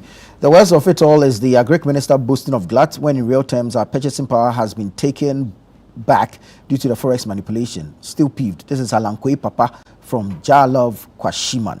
Good morning, Nana. This is Abdul Ganiu Mankarigu from the Savannah region. The Bank of Ghana, which is expected to operate independently, is now being defended by the NDC as though it were their communications arm. If 16.7 billion cedis in losses is described as a necessary cost, what concrete economic benefits justify that spending? How are the so-called tangible results being measured, and are they truly felt by ordinary citizens, or do they exist mainly in macroeconomic data? What measures are in place to ensure significant financial losses don't become a recurring trend? Could the same level of economic transformation have been achieved with less financial burden? Okay. This one says, good morning, Nana. My name is Nicholas Asante from Amasaman. I am not much enthused about how Mr. Kuto is explaining these BOG losses. Okay. This one says, hi, we are being misled by the minority via Kojo Nkrumah to believe that BOG is insolvent, and that's total falsehood in the midst of having stable economic outlook via stable CD and a very low inflation rate hovering around 3%. Because of the hard work of the BOG and Gold Board relative to preventing our gold from being smuggled out of the country by undesirable elements. We need to snap the notion of incompetency or insolvency narrative being pushed out there by the NPP and rather applaud the BOG working tirelessly with the Gold Board in changing the face of Ghana's economy positively, which once upon a time was seen to be dependent on cocoa. The minority must take note. There is a new wind of change. Papa BCU from Spentex sent that one in. Eben from Tema says, hi, Channel 1 TV. Wonder's justification of BOG's 2025 losses appears to me like a man waiting for the ship at the airport. This is what happens when you talk too much in opposition, only for you to come to power and do worse. From where I sit, this country is being mismanaged. This country is being managed by clueless men whose only motive is to satisfy the optics because they don't know how to achieve any realistic results. Well, there's still a number of them coming in. We'll read them as the show progresses. But Elvis, briefly on this BOG thing, because we need to move on. You think there are alternatives we could have pursued, or we could have staggered the aggressive pace with which we're implementing even this particular model, spread it over a number of years, and reduce the cost? I think we could have done it at a slower pace. And I have always said that as a country, we are failing to do something. I have said that we need to have a standing committee of experts that will determine that if Ghana is able to have inflation at maybe 15%, maybe interest rate at 12%, this percent, the economy will grow at a pace that will help all of us. I think we have failed to be able to establish the minimum figures of what we need to have for the economy to balance. And therefore, every government comes and they are looking at it from their own philosophy, and the thing is not balancing. Right. So we go one step forward and we are 3 steps back. And that is what I think. So I think that we can have a committee of all former central banks governors and their deputies, okay, and other experts in microeconomics put together to say, looking at the entire economy, looking at Ghana's power of production capacity, looking at all the factors that we need. What kind of inflation, at what level should we have inflation, at what level should we have the interest rate, at what level should we have this for the economy to be able to grow at a steady pace? Until I believe that until we do that, we'll continue to have this situation where every government comes, they have their own philosophies, and we are going like fluctuating. Look, it's true that every central bank's role is to bring the stability, get credit to the private sector, reduce and all those inflation things. and all. I see, when you are doing all that, and as I said, if you are not looking at the other side, then we are having a problem. The BOG's own report for June 2025, it says credit to the private sector dropped from 11.6 billion to 6 billion. It means that even with a lower interest rate, if these rice farmers, their produce are locked up, how do they go for the loan to produce? Okay? If the market woman says that people are not buying, how do they go to get a lower interest rate to bring in something? Right. So if production is not the solution, the demand, addressing the demand side will never bring us the solution. But all the strategies we have been applying so far seems to be more focused on the demand side. But focusing on the demand side, it's like you are just doing something for temporary measures. Because as I said, look, 2023, the government of Ghana, the central bank injected $1 billion to support the city. In 2022, they injected $2 billion. So they make it $3 billion in 2 years. It brought the city down from 17 to 14.7, just $3 billion. Yeah. We had injected 11 billion last year, and the city is just 10.8, and it's now rising back to almost 12. But the central bank figures, and at the forest level, is like 13. So you ask yourself, how is it that we injected 11 billion in 1 year, and the impact is just from 14. So it means that because we have not been able to establish this thing, everybody is trying, excuse me to say, try and error philosophy. We think when we do it this way to work, and then it doesn't work. So I believe that, look, though we want to achieve the stability, if we achieve the stability, and the stability is not generating, it's not yielding into job creation and the rest, how does the stability then help? Because at the end of the day, we are going back. We now have to inject the dollars again. How sustainable is it when it's even coming with the forest losses, according to the central bank report, it's over 8 billion that we incurred in forest losses just last year, simply because of this kind of thing. Right. So I think that we cannot continue to let philosophies of central banks to determine the directions we should go. We should have a national philosophy as to how the central bank should work. What are the targets do we have for a central bank? You have inflation 8 plus 8 or minus plus 2 or minus 2, 8%. Now you brought the inflation to 3.2. You are now telling us that by the end of this year it's going to go back. World Bank is telling us that our growth rate will now drop to about 4.something%. Okay? The World Bank is saying that cocoa prices are going to drop like 50% this year. All this should be telling you that the figures on paper, clearly it is not what we are seeing in real life. You understand it? And that should, I think that should be our biggest concern, that if the central bank is concerned about demand side, we're going nowhere, because these things will remain temporary. When I talk about we had problems, the city, we all know that with COVID and the Russia, the economy boiled. That's why we did DDEP to slow down everything. But if after DDEP, where we believe that will slow down and level things and the things will go in a gradual manner, we are experiencing this kind of losses just because we want to create this. I think that this thing that we are doing as a country, going forward, coming back, going front and coming back, is not solution. Let's focus on the supply side of the problem. Let's fix productivity. Let's have enough rice produced in Ghana, chicken produced in Ghana, and the money should be in the system for people to be able to procure those things when they are produced. When we fix the demand side in terms of productivity, the economic indicators will all reflect the situation. But when you go and address the demand side, because the measures you use to address the demand are artificial, it doesn't reflect in the real life. Very well. Elvis, thank you. Let me take a quick break here, and then I'll come back to you. I'll come to you, Wanda. I'll come to you, and Ibrahim. But let me take a quick break here. Keep sending your messages in. This is Breakfast Daily on Channel 1 Television. We'll be right back.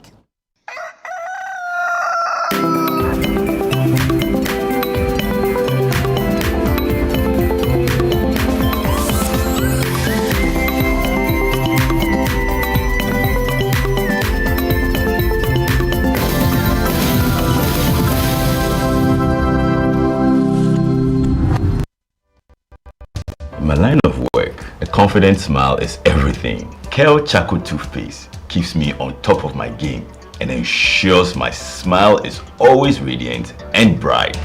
With the tiring nature of my job, we spend several hours under the scorching sun.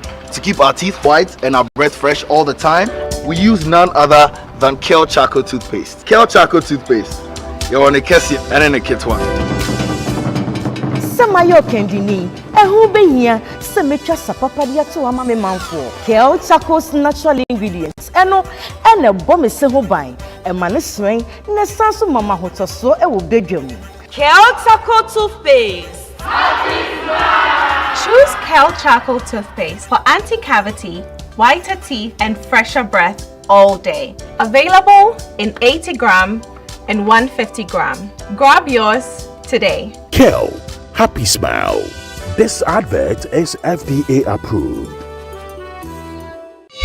Turn up your sound experience with the We Hear speakers by Lovi. From the sleek We Hear 1 to the powerful We Hear 2. And now the premium We Hear Pro. Fully endorsed by Kylian Mbappe. This is not just a speaker, it's a flexible, high-performance outdoor Bluetooth speaker built to bring your music to life anywhere. With up to 100 watts of music power, you get bold, immersive sound wherever you go. All available in stylish standout colors. Now the good news. From April 20th to May 20th, grab yours at a special discounted price. The We Hear 1 now at 400 Ghana cedis. The We Hear 2 at 900 Ghana cedis. And the premium We Hear Pro now as 3,800 Ghana cedis. Don't miss out. Call 020-195-7739 or pick up at the Atlantic Towers. You can also grab yours at Orange FM Kumasi, Plus FM or 3 Music TV in Accra. Number 12 Afunya Street at Belengpe. Don't miss out on this special discounted offer. It's the We Hear promo powered by Lovi. We Hear, feel the power, hear the difference.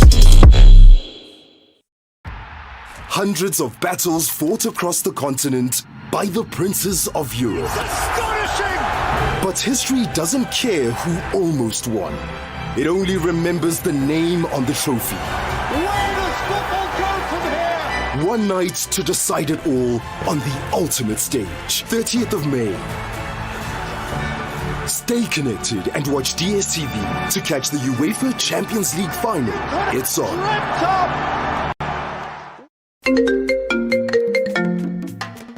Hello, my name is Pamela from Customer Service. Please revalidate your account by texting your Ghana card number to 0500,000 247.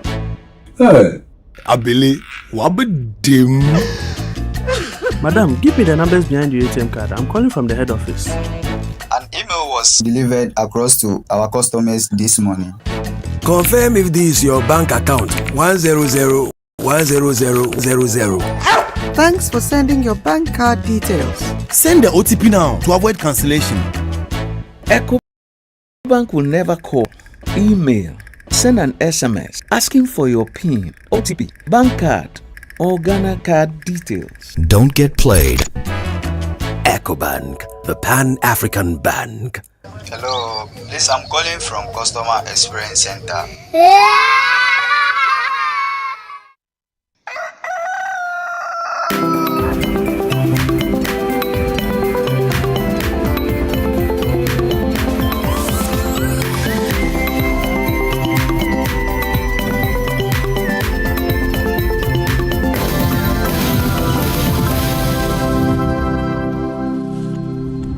Welcome back. This is the news review segment on Breakfast Daily, live on Channel 1 Television. Let me go now to Wanda to wrap up his thoughts on the BOG's report. Wanda, not every loss is the same. Yes. But you know we're about to exit an IMF program. Yes. What are the implications, especially regarding maintaining market confidence? Yeah, right. Before I answer your question, Mr. Ije said that yes, the BOG recorded losses in 2023. He gave two conditions. He said the DDEP, the debt... Domestic Debt Exchange Program. Exactly. And then you also talk about the forex depreciation as the conditions. Not conditions, the reasons. Yes. Some of the reasons. Yes, that's okay. Now, you notice that what was the reason for the Domestic Debt Exchange Program? It was as a result of the overborrowing by the MPP regime. That was what led us to the DDEP. They couldn't pay, they couldn't service their debts. That was what led us to the Domestic Debt Exchange Program. But the conditions under which BOG recorded losses last year are entirely new thing. That is why I'm hammering this morning that not all losses are the same. The cost of fighting inflation. Yes. Strengthening CD. Yes. The gold program. Yes. And then the legacy debts. You also realize that international reserve is gone up. Today, I'm happy that today our farmer, he said that they cannot even access the loans. Who said so? They can access this facility at a cheaper rate. They have 5 billion CDs worth of unsold rice. And that's only the rice. That's just rice. One that gets the facts. I saw beans farmers, and you see, maize farmers all crying on social media that people are not buying. I don't know what is happening, but we have to pay attention to the farmers. It's not right when they are complaining that they have stock and nobody is buying. I've seen people selling beans, Techima market, I saw people selling maize and the rest. And they are all saying that nobody is buying their produce this year. I don't know what is happening. I think we also place a ban on the product leaving the country. No, it's also possible that the ban that people should not be allowed to export out of the country will also be a reason. We may look at why people are not buying the goods. But what I'm saying is that we are not saying that farmers are not producing. They are producing. That is why they are complaining that people are not purchasing. And I'm saying that traders can also even expand their businesses. Business owners, if you have tried entrepreneurship before, you know that the people of Ghana, the youth, have brilliant ideas. If you talk to the Ghanaian youth, you see that people have ideas, but the capital to bring these ideas into reality is the problem. So if you have a government that has created an enabling environment for people to have access to capital, to resources, for them to be able to implement their wonderful ideas. This is the government that we want. This is the government that preach about reset. Now, consumer confidence has increased from 79.2% to 101.7% as of January this year. Of course. Challenge the consumer also. No. The fact that it says it does not make it. You have your time. You have your time soon. I'm saying that, of course, which investor will not be happy that you have a stabilized CD? So for which investor will not be happy that the CD is stabilized? Other than MPP, the CD was zigzagging. Today it's at 17 CD to $1. Tomorrow it's 15. Another time, when they realize that they are about losing the election, they try, but it comes to 14. It moves to 15. It was zigzagging. Is that a government that you want? Is that the economy that you want? No. Not all losses are the same. That is the narrative that should be out there this morning. Not all losses are the same. Very well. Ibrahim, can we interpret the losses as the price to pay for stabilization? No. And Why not? I'll explain to you why. Inflation is down. Oh, hold on. I want to explain to you why. Government has signed, NDC government has signed an MOU to recapitalize the Bank of Ghana. Not so, Wanda? 94 billion. The equity gap, don't laugh. That's the reality. You want to stabilize the economy, Now you're going to borrow. This is government. The President, John Dramani Mahama, signed an MOU with BOG as Minister of Finance to recapitalize the equity gap of 94 billion. Where is that money coming from? Me, you, Wanda, Elvis, and our viewers. Ghanaians. Money that could go for schools, roads, hospitals, infrastructure, industry. Government is now going to borrow that money. When I say borrow, when some government says borrow, they mean tax. Let's understand the relationship. When government's borrowing, you and I are the people who will pay. So how is it that you're saying that it's a price? I'm not saying you, Nana Tufo. Yeah. But you pose a good question. Is it not worth the price to pay? And I say no. It is not worth the price to pay. When you mismanage a sector, understand that you should own the consequences. I'm talking the government. What did Kufuor do? President Kufuor in 2002, the Bank Act of 2002, its job was to make the Bank of Ghana independent and monetary policy independent from government interference. And what were the consequences? You remember from 2003, banks were chasing you to lend them money. Everybody knows, across Africa, it was unheard of. That period, under President Kufuor, banks were chasing, come and take a loan. You're telling me that farmers in Ahanta can access the loan? Why are we not hearing that farmers in Ahanta are rushing or being chased for money? So when you say that the lending rate is low, let's not be deceived by the reality on the ground, because it won't help the Ghanaians, Wanda, watching you and I and Elvis on this show. Because saying that they're running, look at the headline there, BNFT. No, the Ghanaian time. Do you have the Ghanaian time? Look at the headline there. Rice farmers. What is it, please, Elvis? Read it for me. Local producers anxious over 5 billion cedis worth of unsold rice. If it's unsold, means that people are not buying. Is that not the case? Yeah. Why are they not buying? Because government has, in terms of this pursuit of propaganda, suffocated the economy. And I've just given you an era in which the banks, these same private banks, were chasing us and said, come and take a loan.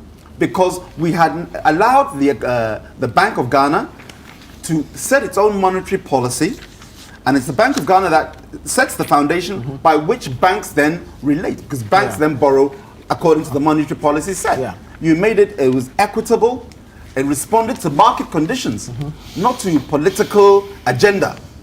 And that's what freed up the economy. Today, as I mentioned, we have to pay, and Ghanaians should understand this. You and I are going to pay through tax, increased taxes, 94 billion. He mentioned that there was stability in electricity, and you quickly pointed out to him that the 28% increase, when you do some Kominini 4% reduction, then the following month you increase it by. I'll have to go vernacular sometimes. My point is this: the deception by the NDC, it beggars belief. We sat in this studio where they said we're going to reduce electricity. I have to laugh. We're going to reduce. Meanwhile, they increased by 11% in 17. Then they said we're going to reduce by 4%. 2 months later, it shot up again. You remember? We were here in November, and they announced that in January 2026, it's going up again. Cumulatively, we are paying 28% more power for power that we're not even getting. I know that's the next topic there. Well. So that's the reality on this ground. The NDC government, per their political DNA, are true to type, mismanaging the economy. Very well. Headlines may sound good, but the reality is Ghanaians are suffering. Unemployment, youth unemployment especially, is increasing, and there's no activity economically. Very well. Go to Temaport and see. All right, Ibrahim. The rice, who will go and buy the local rice, process it, and it will be more expensive than imported rice. That is why the those who are supposed to mill and market are not buying the local. Because if I go and buy it and I mill, and it's more expensive than imported rice, then nobody is going to buy. So my investment into milling it will be waste. You understand it? Very well.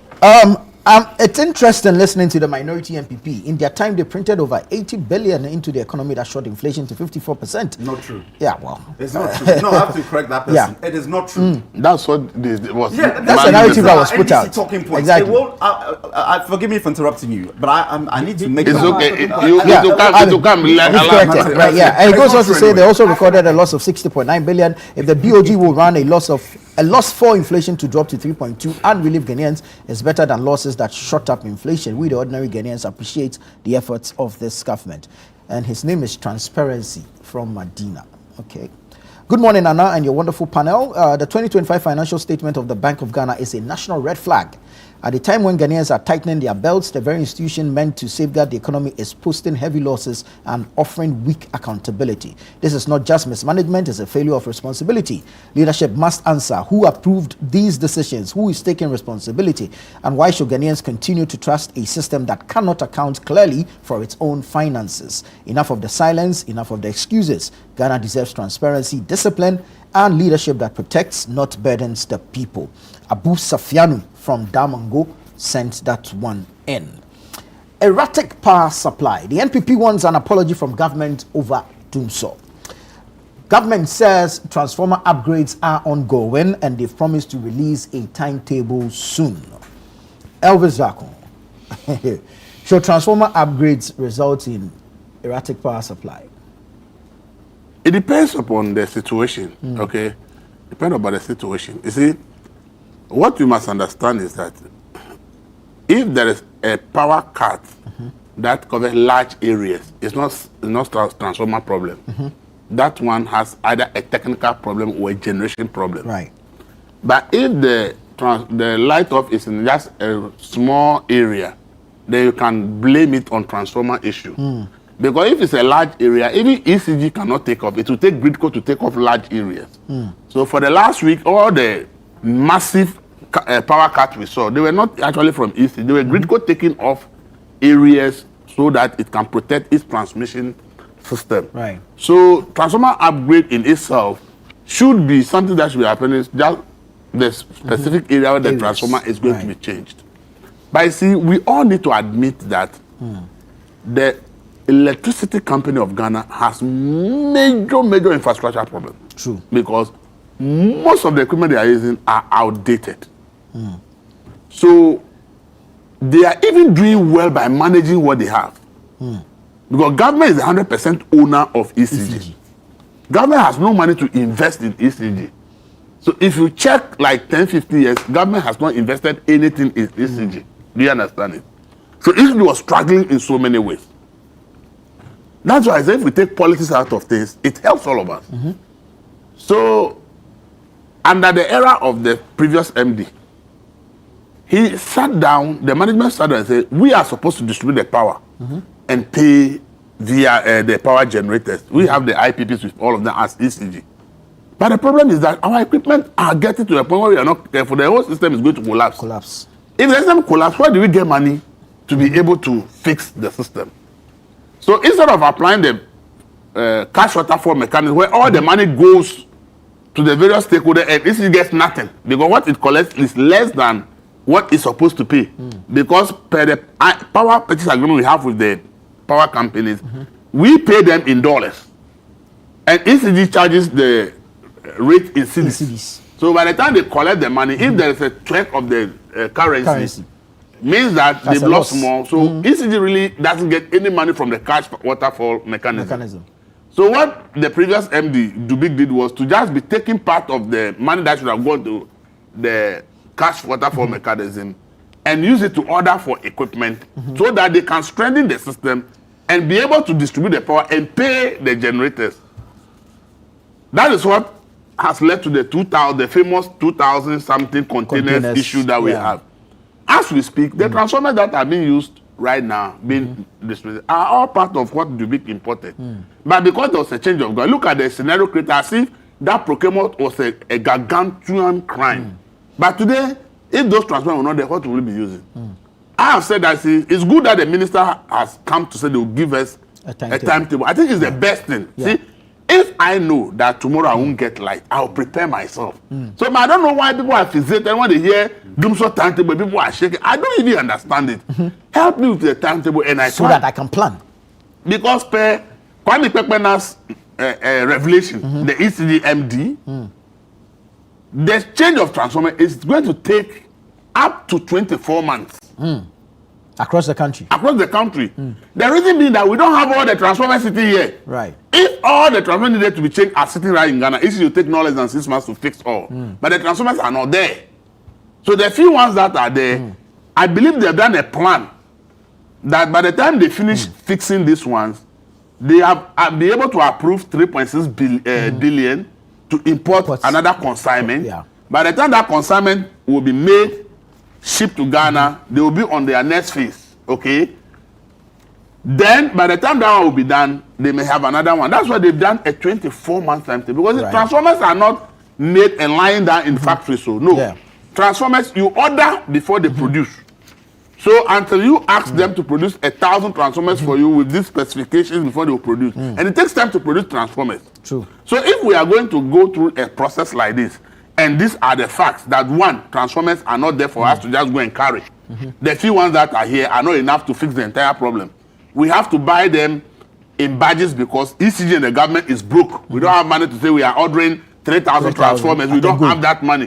So the 3.6 billion we order just about maybe 3 or 4 quantity. So we are going to do the thing in phases, because then the projection will be that by the time that the one they ordered for 3.4 billion comes and they are installing, they are hoping that they will get another money and then order another one. So I am more happy that we have a realistic plan of 24 months.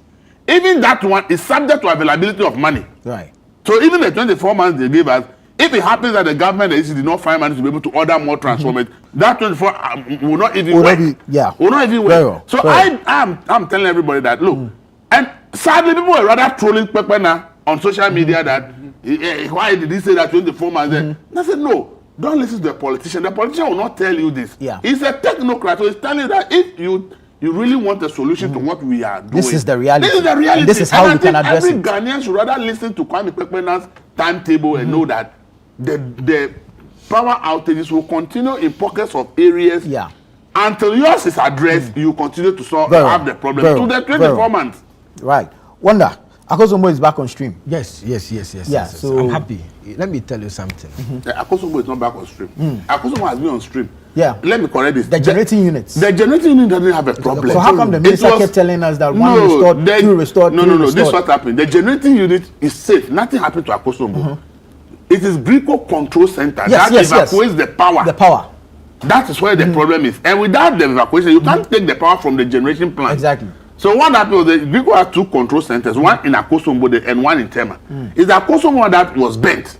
And once it's bent, you can't evacuate the power if Akosombo produces. So the challenge is that how do you get the power to the next control room in Tema? It means they have to do a bypass and change all the cables to connect all the turbines directly to the Tema. Because first it goes through the Akosombo one and onward. Do you understand it? Very well. Wonder. Point well made. Let me stand on the submission by Mr. Darko to congratulate the engineers who did the work. The team led by the chief executive of VRA and that of Grico. I sit on the VRA board and I can tell you the kind of thing that was going on during those periods. I salute the Honorable Minister for Energy. I mean, he doesn't sleep. Honorable General, he doesn't sleep. Always moving, trying to make sure that everything is done and done very well. I've seen an editorial here.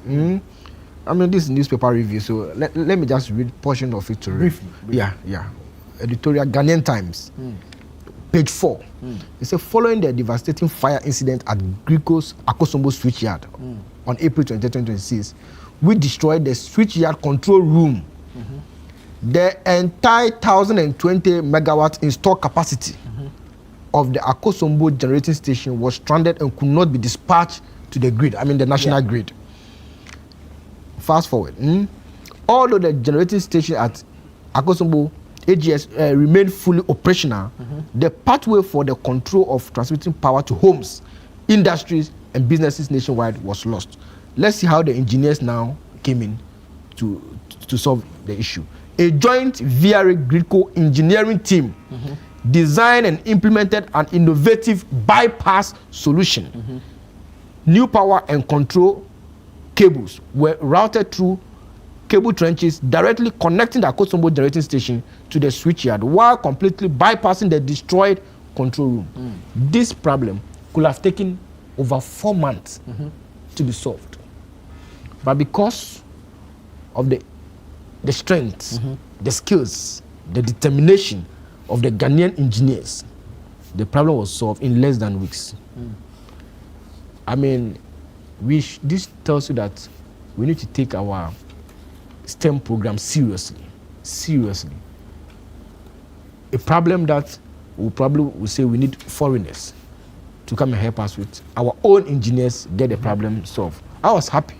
Let me read to you when the President of the Republic, the first gentleman, visited the Akosombo. I mean, what he wrote. Let me read it. He said, this was 30th April. The President writes, I write on behalf of a grateful nation to thank the ingenuity and skill of the Ghanaian engineers and staff of VRA and GRIDCO for your hard work in restoring power following the devastating fire at the Akosombo Control Center. Kudos to the board and management of the two organizations that our own Ghanaian personnel can turn around any challenge we are confronted with. Congratulations on a good job. Very well. Signed, John Dramani Mahama, President of the Republic of Ghana. I'm reading all of this just to congratulate the Ghanaian engineers, to tell them that we appreciate their work and may God bless them. Now, to the main issues. For me, if we had to go off for a few hours to get transformer change, I have no problem with it. And that cannot be said to be doom so. If you go to Volta region, the ECG MD has said that the load has increased over time, yet the power situation has not improved, has not expanded. So if we are to go off for some time, for it to be improved, for the power lines to be improved, for the people of the Volta region to get stable power, not low current. And this even happens in pockets in the Asante region, some areas in the Asante region. The last time the VRA board visited Asante region, we got some concerns that there are low currents. Low current power fluctuations. Exactly, in the Asante region as well. So if the honorable minister is saying that, look, let's have power off for a short period for transformers or power lines to be changed, this certainly cannot be said to be doom so. It's okay if people want to do politics. We will not do politics with it. When they were doom so under MPP, they claimed it was doom CSA. In fact, when Ghanaians were calling for the timetable, the then Minister for Energy, in his usual arrogant manner, said we should bring our own timetable. But recently, when there was a call for a timetable, we were told that it wasn't necessary. I'm saying that the former energy minister said we should bring our own timetable. I had to prepare my own timetable. The current energy minister has made a U-turn on his initial stance on a timetable. Oh no, but he had always said, the honorable minister has always said that, look, we will be replacing transformers and we should be experiencing, we'll be experiencing some. Yes, but when we asked for a timetable, he told us that it wasn't necessary. But just last Friday or so, or Saturday, he's told us that, I have just pointed out to you, publish a timetable. For respectful, I've pointed out to you that the minister even said recently that the president has always told him to be truthful to the people of Ghana. True. He shouldn't do politics with it. True. And that, look, and he has said all this while that you will experience some pockets of light out for transformers to be replaced. True. You understand? That without a timetable. I don't know why you are fixated on this timetable. Because you raised it. Anyways, because if you mention timetable, then it's doomed. I'm telling you, they just don't want to hear timetable. Like I said, I still have the timetable I prepared. I'm looking for Napo. When I see, does it apply now? Does that same timetable apply now? Or you prepare a new one. Or you revise it. We've demanded an apology because the NDC, both in terms of financially and administratively, have failed Ghanaians. We're looking at one, now I'll come to it. Financially and administratively, they should admit. I mentioned earlier that this government is broke. You're not paying the power suppliers. Wasn't Sunon Asogli off because they weren't paying them? As in, government was not paying them? That's the reality. You know, it's not about load shedding, it's money shedding. Yeah, is money shedding. If you're not paying, I won't produce. That's why the turbines are. But the money doesn't come to our home. If they are shedding money, it's the load that comes to our home. What's happening is this, because we're being fixated. Thinking is just transformers. Meanwhile, another aspect of it is that you're not paying the producers to actually produce. So you think that transformers is just a cover-up? Not only is it a cover-up, this is the failure I mentioned. Let's go back to NPP, what we did between 2017 and 2024. Those who know, know. Ask yourself, I said this last week, in the 8 years, were we experiencing this? But transformers were being repaired and maintained. In 2017, we procured multi-dollar live line infrastructure. What are these things?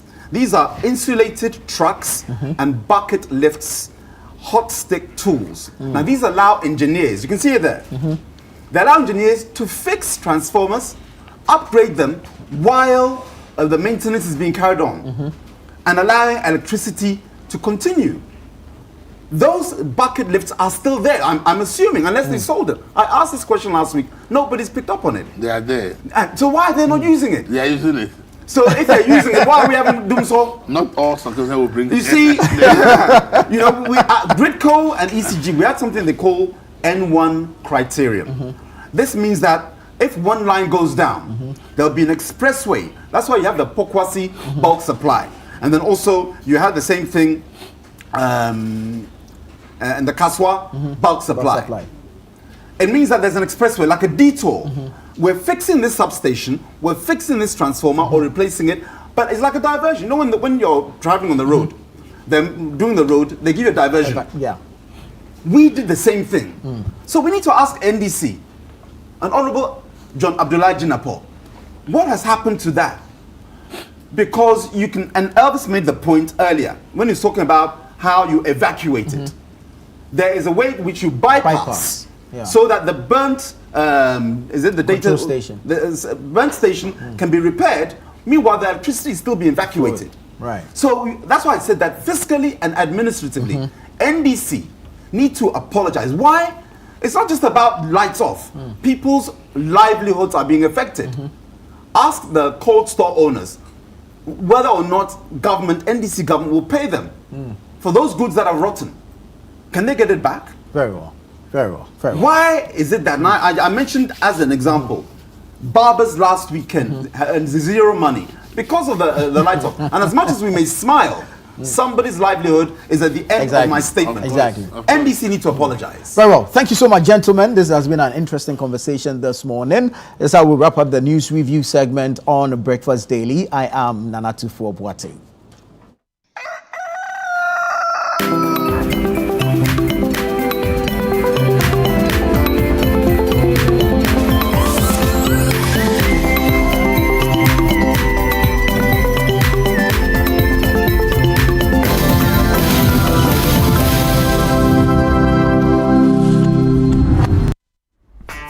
Every day, we make choices. Some big, some small. What would you be doing today? I want this or... Every day, we make choices. And sometimes, choices that shape our hearts. Hi. Whether it's a long-term or short-term decision. This. The Lydia Ranger gives you the power to truly decide.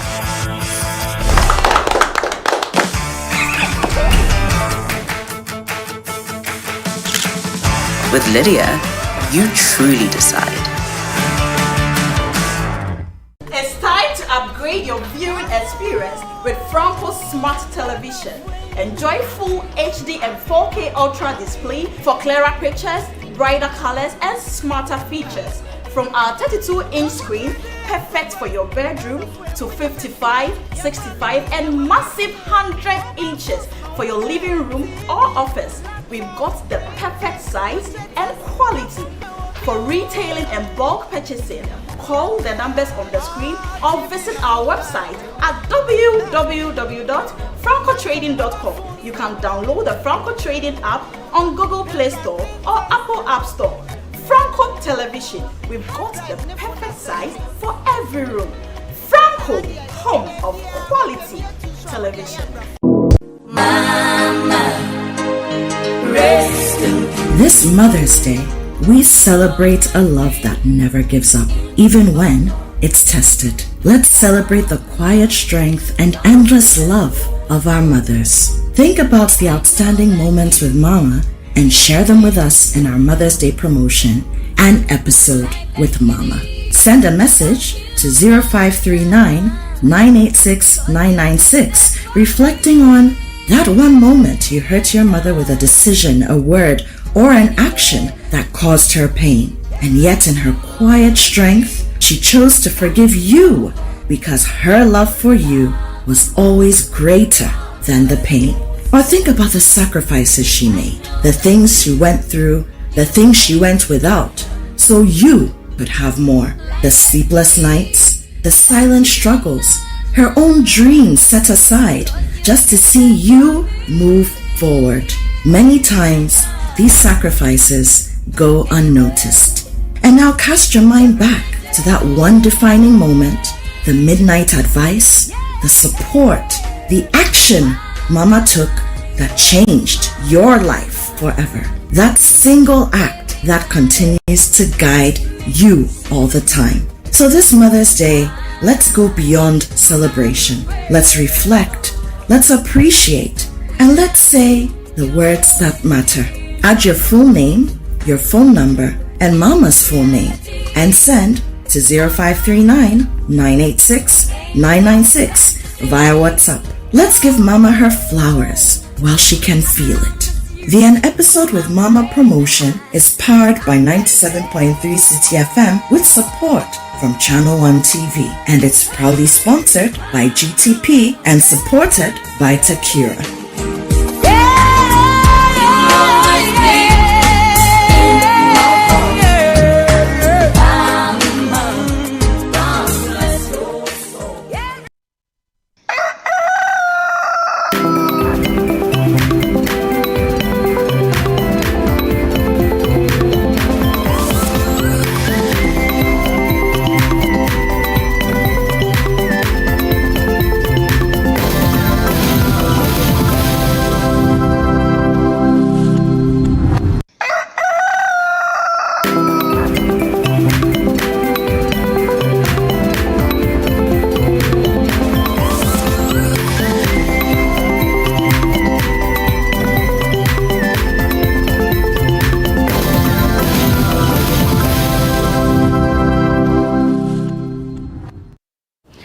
Everyone, it's a beautiful rainy Monday morning and you are once more welcome to Breakfast Daily right here on Channel 1 TV. My name is Chris Carter. My name is Philip Nilati, and like Chris said, it's a rainy Monday, and for once I actually set an alarm right to like 4:30. Then the rain started. Then I looked at the alarm, I moved it to like 5 o'clock. I woke up at a time that I wasn't supposed to wake up. Oh, and the past speed. 5. Past 5. I'm sure you also went through the same thing in the office. Anyway, that's how we continue from where Nana Tufo Boateng left off. And trust me, we're going to bring you a number of things here on the show. It's going to be very conversational. So you can join us 0204447033. It's very, very conversational. But on Friday, May 1, we actually got the family consecration, or we did the family consecration service where a number of you actually came. And I want to say a very, very big thank you to you all for participating in all this important event that actually ushered us into a new month, the month of May. And I want to say that since you showed up, I'm sure that all the prayers that you have said, God has actually listened, and your prayers will actually be answered. You'll be seeing the fruit of your labor, let me put it that way, within the rest of the year. So make sure that you will be praying with us again, should it be introduced or should it be brought to you on TV, on radio, and wherever you find yourself. I want to say a very big thank you to you, to all our patrons, all the pastors, all our listeners and the viewers of Channel 1 TV and the listeners of City 97.3 FM for making the Family Consecration Service 2026 a success. Without you, we couldn't have done this. But the fact that you came there in your numbers helped. And I'm sure if you were monitoring on Facebook on City 97.3 FM, you see that we had a number of people coming and also receiving their blessings at the event. They're happening at the Oil Dome here in Accra, and we are grateful for being part of this important event. All right, and after that, we have Mother's Day right in the corner.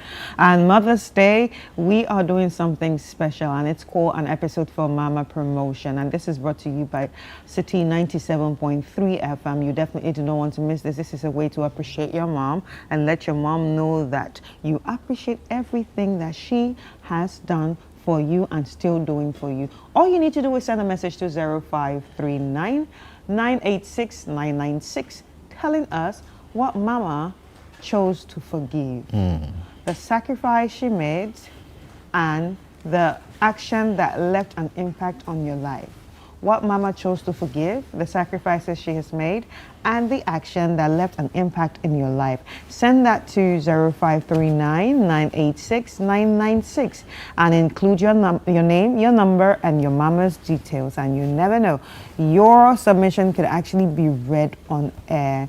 And this is all about An Episode with Mama Promotion. This is sponsored by GTP and supported by Takura. So after the episode of Mama, let's promote this one now. The Blanksons. This Thursday, we will bring in you a fresh episode. So The Blanksons is an in-house production. Channel 1 TV is bringing it your way on Thursdays. We bring you fresh episodes on 7:30 p.m. And they are repeats. Tuesdays, 5 p.m. Wednesdays, 5:30 p.m. Fridays, 11:30 a.m. right after breakfast daily. And Saturdays, 7 p.m. Sundays as well, 4:30 p.m. We have sponsors, NASCO, Lizzie Shito Out Mosquito Spray, and also Everpack. Please watch The Blanksons. We cooked it here and we are serving it to you. Someone say hot. So you have to enjoy what we are giving to you here on Channel 1 TV. Yeah. All right, and as the World Cup draws nearer, we have World Cup Central for you that shows every Friday at 3 p.m. right here on Channel 1 TV. You definitely do not want to miss it. It takes you into the world of football and immerses you into everything happening in the world of football when it comes to the World Cup. We're looking at different countries, speaking to people in the industry, and also staying updated with everything concerning the World Cup. So make a date with us every Friday right here on Channel 1 TV. And we are entreating you to download the Channel 1 News app, which is very important because that's where you get your information and also just a notification. You will be good to go. You just update yourself in the morning, in the afternoon, in the evening. Know what is happening around, the situation that is happening on our roads. Like we'll be going into it shortly. The information that we're putting on our Facebook, on our Instagram, on our WhatsApp. Yeah, we have a WhatsApp handle as well. On everywhere, on our website as well. You get to know of these stories and you can use it as you go about your day-to-day activity. Let's move straight into the trends. Yes. Let's start with this. On May 1 and also into May 2, that is Friday and Saturday, there was a gridlock on the Accra-Kumasi highway. A number of people complained. I don't know if you drove on the stretch Friday and Saturday. Let's know what you went through, because I understand people actually stayed or were in the gridlock for like 11 hours and more. People who left Accra early got to their destination late. And if you are moving from Kumasi to Accra, there was an issue as well. People from Koforidua to Kumasi also had challenges and all that. And we actually understood that it was a fuel tanker that veered off the road and entered into a ditch and actually created the gridlock on the stretch. This is actually bringing the conversation on the construction of the Accra-Kumasi Expressway that the president of the country has made mention of, the roads minister has also made mention of this, of the same thing, that within 3 years that expressway will be constructed. Again, there are some bypasses. You get to Enyinim through to Konongo, there are bypasses there that they are also asking that these bypasses should actually be constructed. If you have videos of that particular accident, that gridlock, if we do not, then maybe we'll bring it later to you on the show, so that you would appreciate and get to know exactly what we are talking about on the show. But once we are waiting for it, and maybe we'll bring it to you later on the trends. Chris, let's move to this one. All right, so the officer. next one is actually very disturbing, very, very disturbing, because it concerns illegal mining. This is the time that we are all trying to fight illegal mining, and everybody is lending their voice, especially people who care are lending their voices via social media posts, by the media, and all that. Even churches are talking about it. Now, this very disturbing one, a police officer was caught demanding bribe from illegal miners, and there was a footage from Abradunkwa in Ghana's central region that shows Abradunkwa actually in Ghana central region, which shows Ghana Police Service officer at an illegal Galamsey site, sporting what appears to be 200 cedi notes, while warning miners that he will take their pumping machines without payment. And this was shared widely on May 2nd by a miner called Don Lapens. And the clip actually has sparked outrage online, with people tagging police for action and decrying how such bribery undermines effort to stop Galamsey's pollutions of rivers like the Pra and Ankobra. As of late May 2nd, the police had not commented or confirmed any probe, foiling demands of accountability amid ongoing crackdowns like Operation Halt. Let us check out the video first of all, and then when we look at this video, we can actually get the messages the people are sending for this one in particular.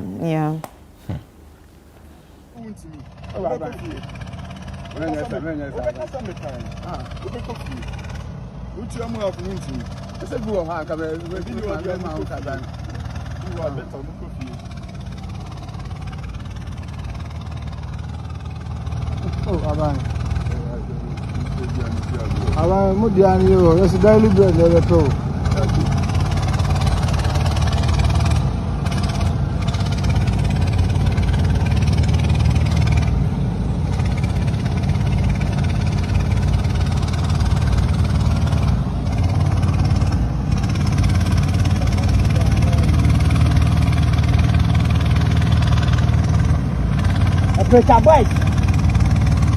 boys. Operator boys.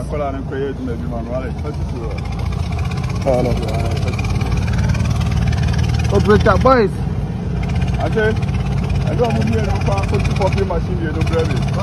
That's why I'm calling about the photocopy machine here. Hello. Yes.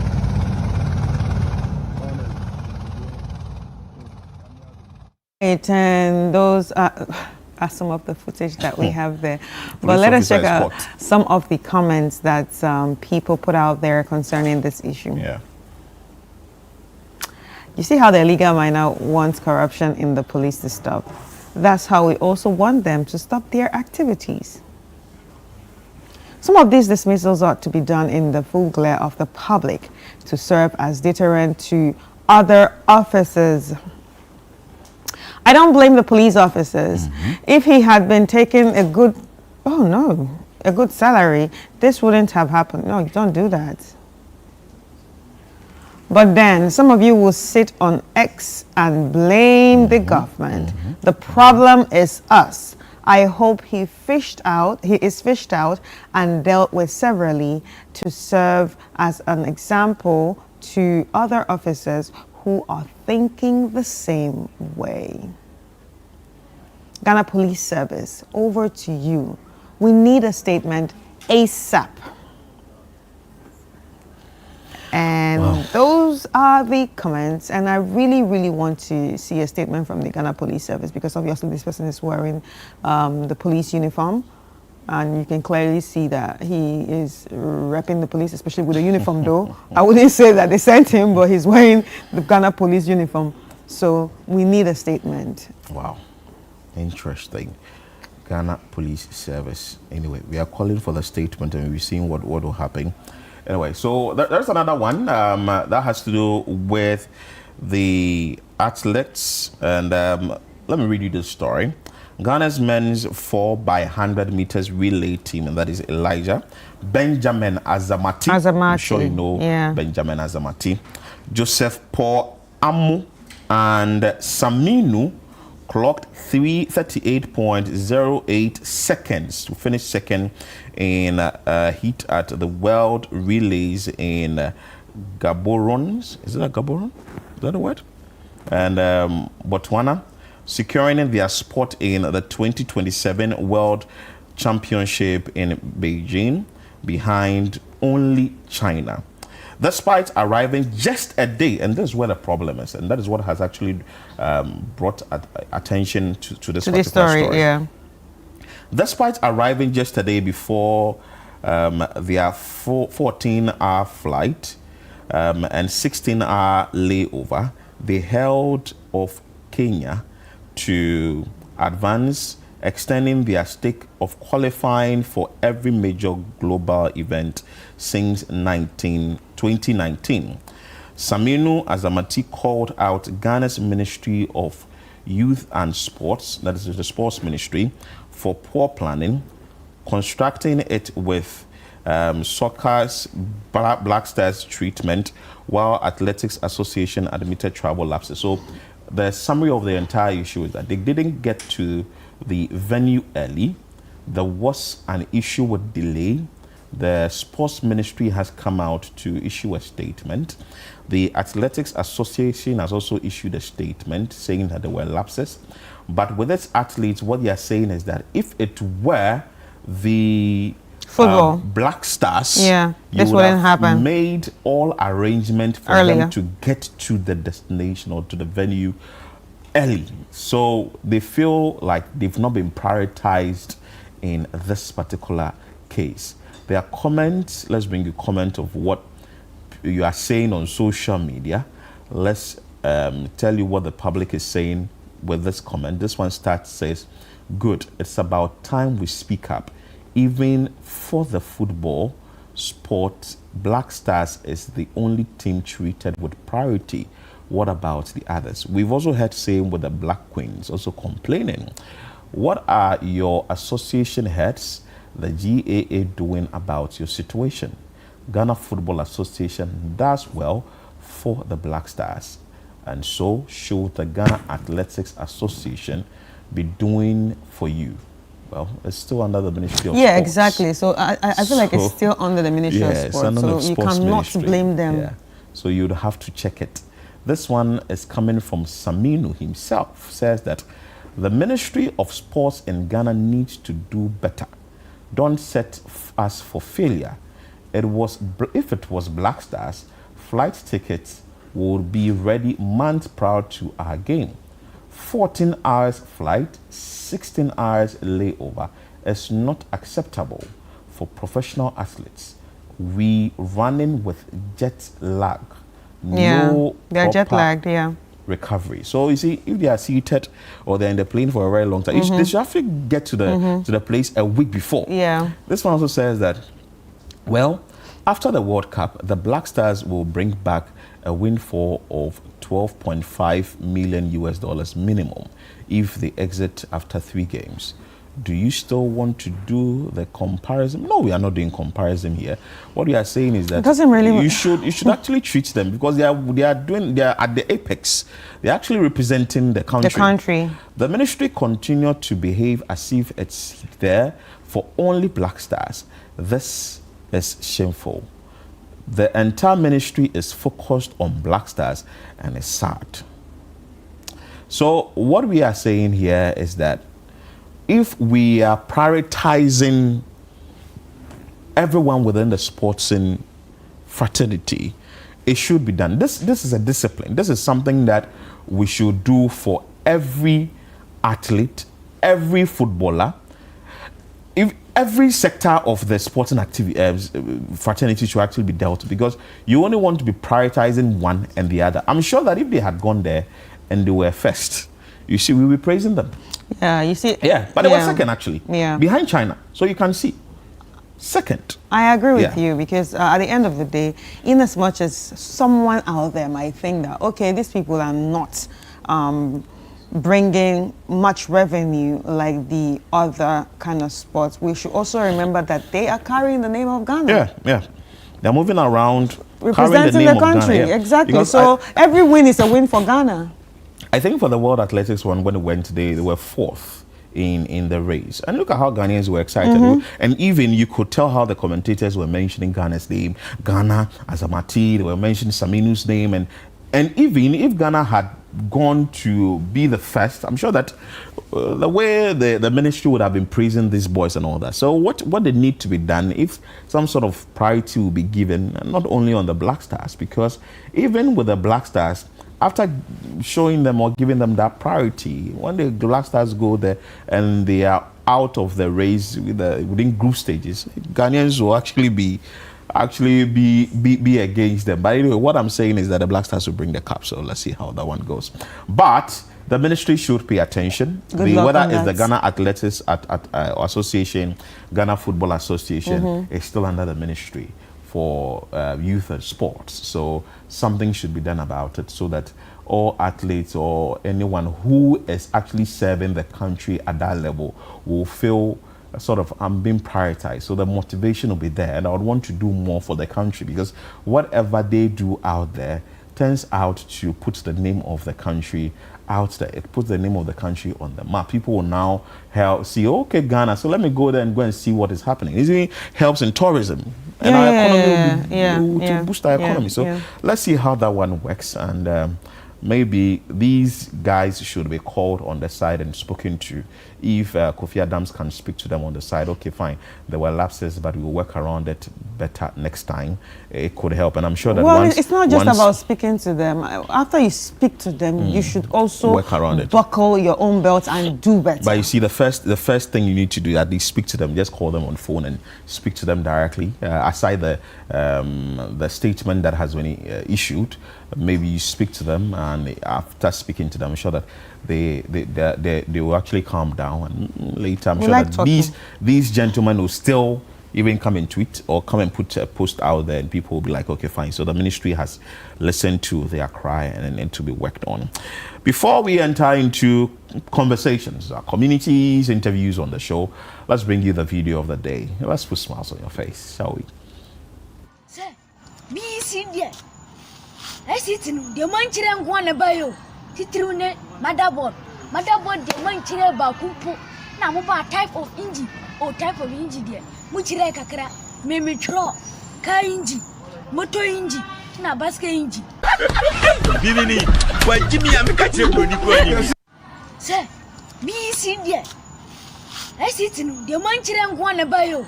Titrune, motherboard, the manchira bakupo. Now, what type of engine or type of engine there? Muchira kakra, meme tro, car engine, motor engine, na basket engine. Binini, why Jimmy, I'm catching you. Sir, be easy there. I sit in the manchira one bio. Titrune, motherboard, the manchira bakupo. Now, what type of engine or type of engine there? Muchira kakra, meme tro, car engine, motor engine, na basket engine.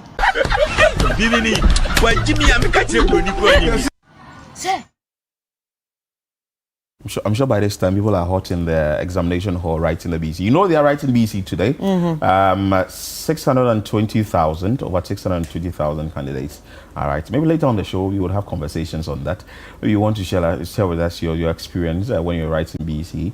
The year, I know some people wrote it 1995, 1996, 2000s and all that. So, and the day I was actually writing my BC, I think the second paper I ranked. So if it's actually raining today, that's so does today feel like that day? Well, maybe maybe because you've not taken an external exams before. This is the first time you're actually writing an external exam. So I want to wish you well, but please do not,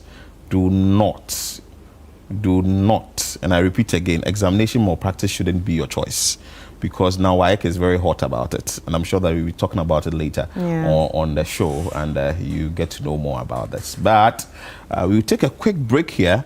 When we come back, there is a conversation we will have on 3i Africa Summit 2026. You'd want to learn more about that and know when the event will happen and what you need to do by way of registering and all that to be part of it. Stay with us here on Breakfast Daily. We'll be back with more on the show.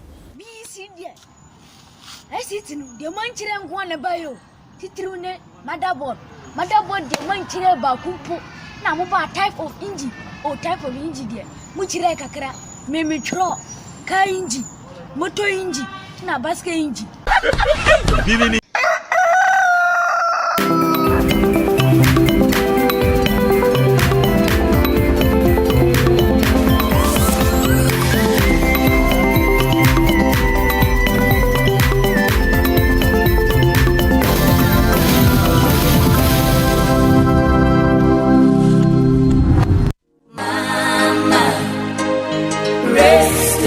This Mother's Day, we celebrate a love that never gives up, even when it's tested. Let's celebrate the quiet strength and endless love of our mothers. Think about the outstanding moments with Mama and share them with us in our Mother's Day promotion, An Episode with Mama. Send a message to 0539 986 996 reflecting on that one moment you hurt your mother with a decision, a word, or an action that caused her pain. And yet in her quiet strength, she chose to forgive you because her love for you was always greater than the pain. Or think about the sacrifices she made, the things she went through, the things she went without, so you could have more. The sleepless nights, the silent struggles, her own dreams set aside just to see you move forward. Many times, these sacrifices go unnoticed. And now cast your mind back to that one defining moment, the midnight advice, the support, the action Mama took that changed your life forever. That single act that continues to guide you all the time. So this Mother's Day, let's go beyond celebration. Let's reflect, let's appreciate, and let's say the words that matter. Add your full name, your phone number, and Mama's full name, and send to 0539 986 996 via WhatsApp. Let's give Mama her flowers while she can feel it. The An Episode with Mama promotion is powered by 97.3 City FM with support from Channel 1 TV, and it's proudly sponsored by GTP and supported by Takira.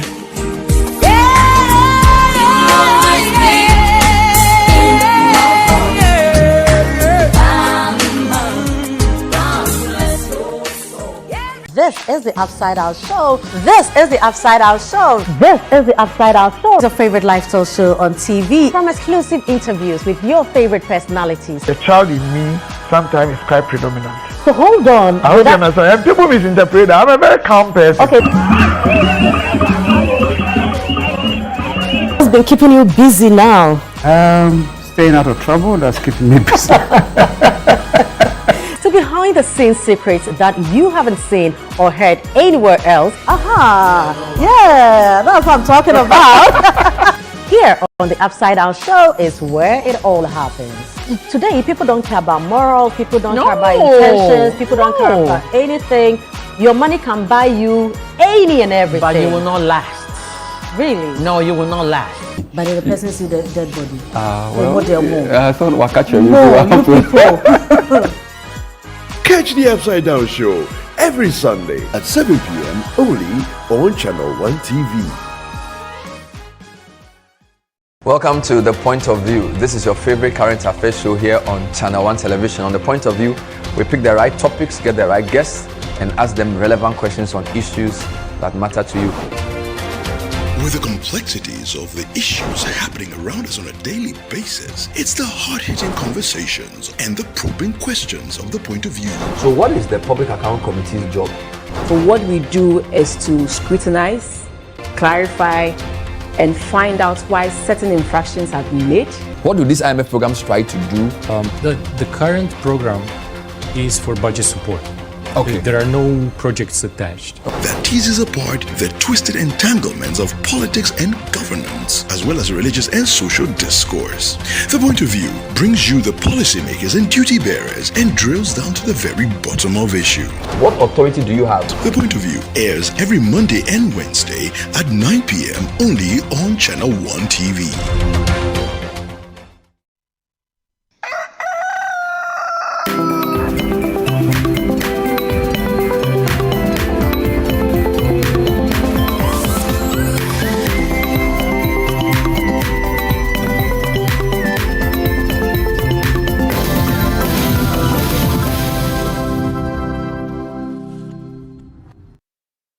All right, welcome back, guys. It's still Breakfast Daily right here on Channel One TV. And as Philip told you, we're about to have a conversation. And this is a conversation you are going to enjoy if you love everything fintech, innovation, and so on. We're talking about one of the biggest summits that happens in Africa. It's the 3i Africa Summit. And this year, it's back again. So in studio with us, we have Orueku Asari, Acting Head of FinTech and Innovation Department at the Bank of Ghana, and also the Summit Manager. And we also have Sharon Rose Lether, Head of Innovation Promotion Office and FinTech and Innovation Department at the Bank of Ghana, and also 3i Africa Summit Project Lead. And they're about to break it down for us and tell us all about it. You're welcome. Thank you. How's everything?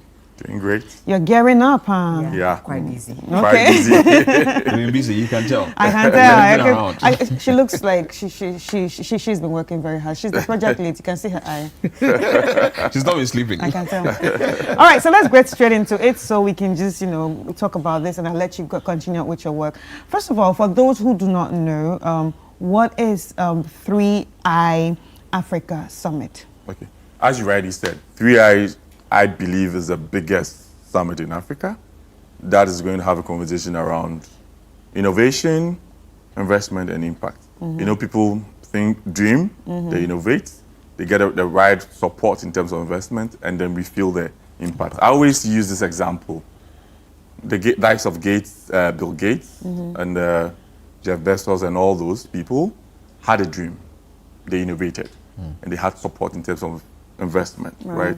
And now we're all benefiting from that. So we feel the impact. Sure. We are looking forward to getting the next Bill Gates during these conversations, and then the next Dangote supporting them, and then we also benefit. So that's really 3i. And this is actually the second main edition. Yeah. In 2024, that was the initial one, and people from all over the world, even this one, we have over 60 countries represented. Wow. So it's quite massive. Right. It's really massive. Right. I was actually there for the last one, and yes, I can testify that it was grand. Yeah. Everybody was there. But who are the organizers of this summit? Okay, so this 3i Africa Summit is being hosted by 3i Africa Summit, LBG, in partnership with GIPS. And then GFTN. GFTN is a subsidiary of Monetary Authority of Singapore.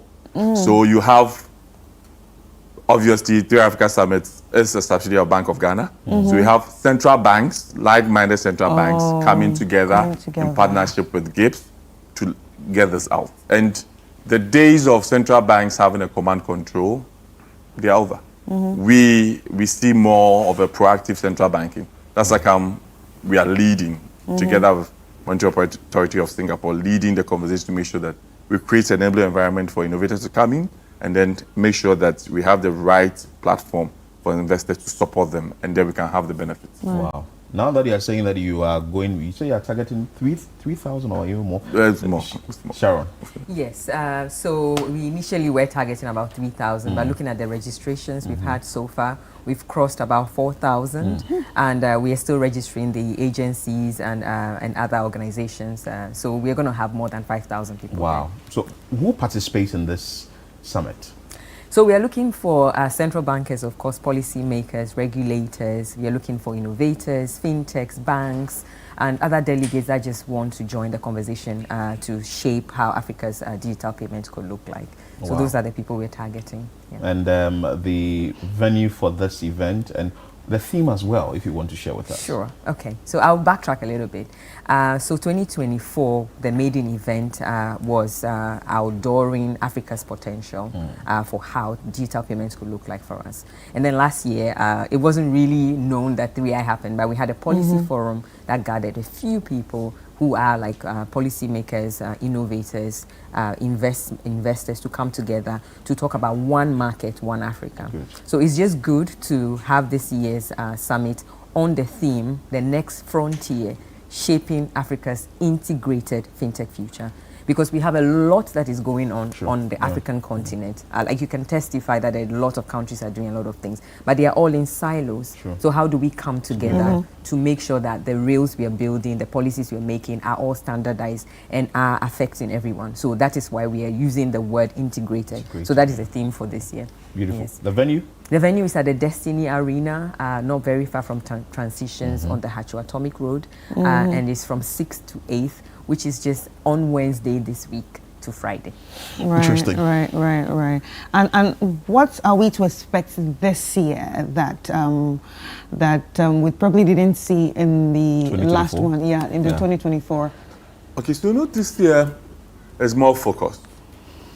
As we last year, as Sharon already said, the last 2 years, what Sharon already said, we had decided to open up the conversations, but this year we are going to look at how we bring all those conversations together to have the right impact. So you are looking at conversation around financial health. You know, financial inclusion, Ghana and most part of Africa, we've gotten it. But how do we improve it?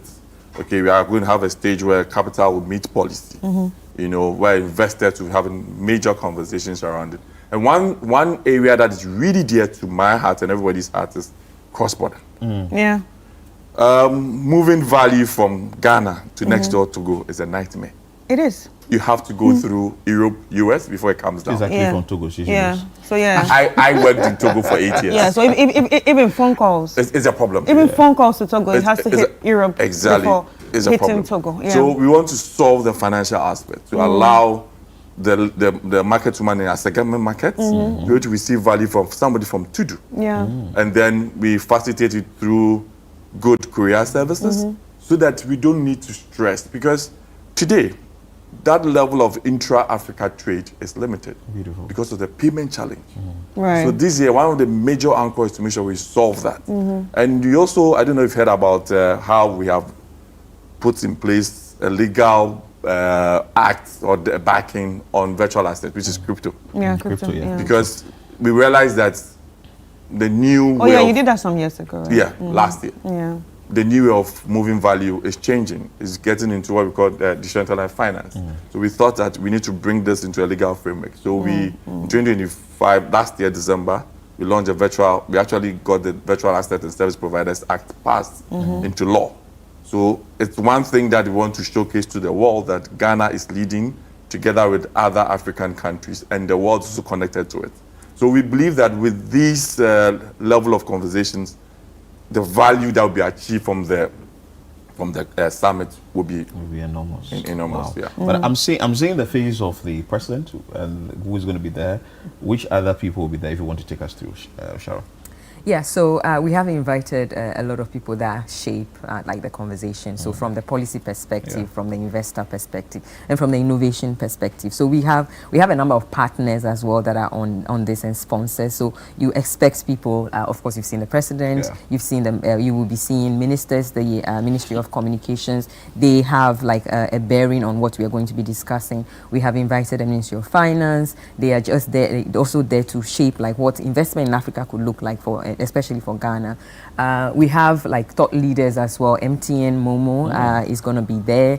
We have Jumo. We have a lot of partners that are going to be there. The governors as well. Yeah, and the governors. We have about 6 governors coming from the various African countries as well. Wow, right. Interesting. So now let me backtrack back to 2024, right?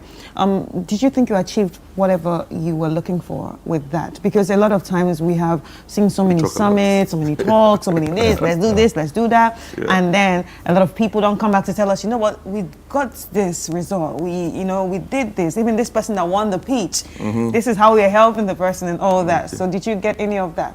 Obviously, one flagship output that we got out was our partnership with Rwanda on licensing passport.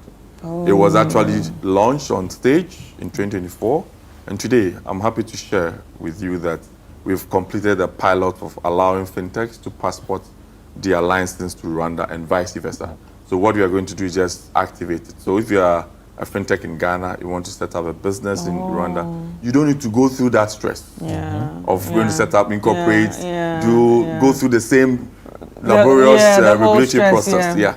So that is one key major outcome from 2024. And obviously, based on what we are discussing, we are going to do a number of announcements. So I think that's actually very smart. Yeah. That's actually very smart. Because when you look at Rwanda is really a tech hub these days. Yeah. Wow. And because of what we started, Rwanda and Kenya they've also signed an MOU.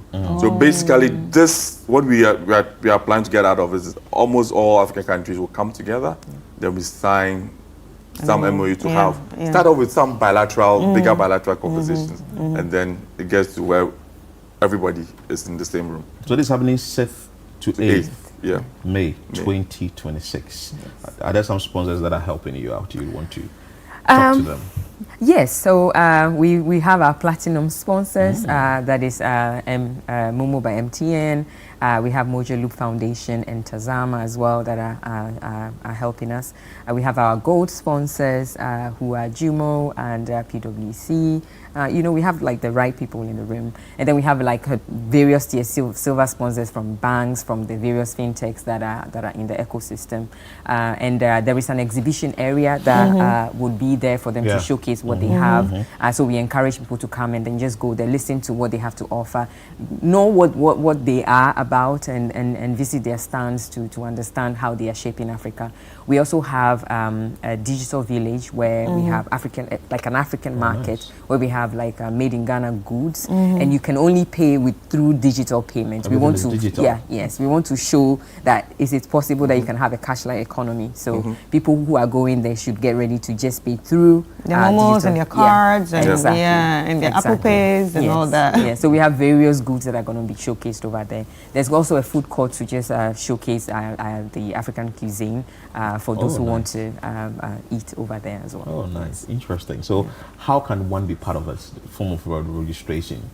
How do I register? Yes, so registration is still open, even though we are over the numbers that we have.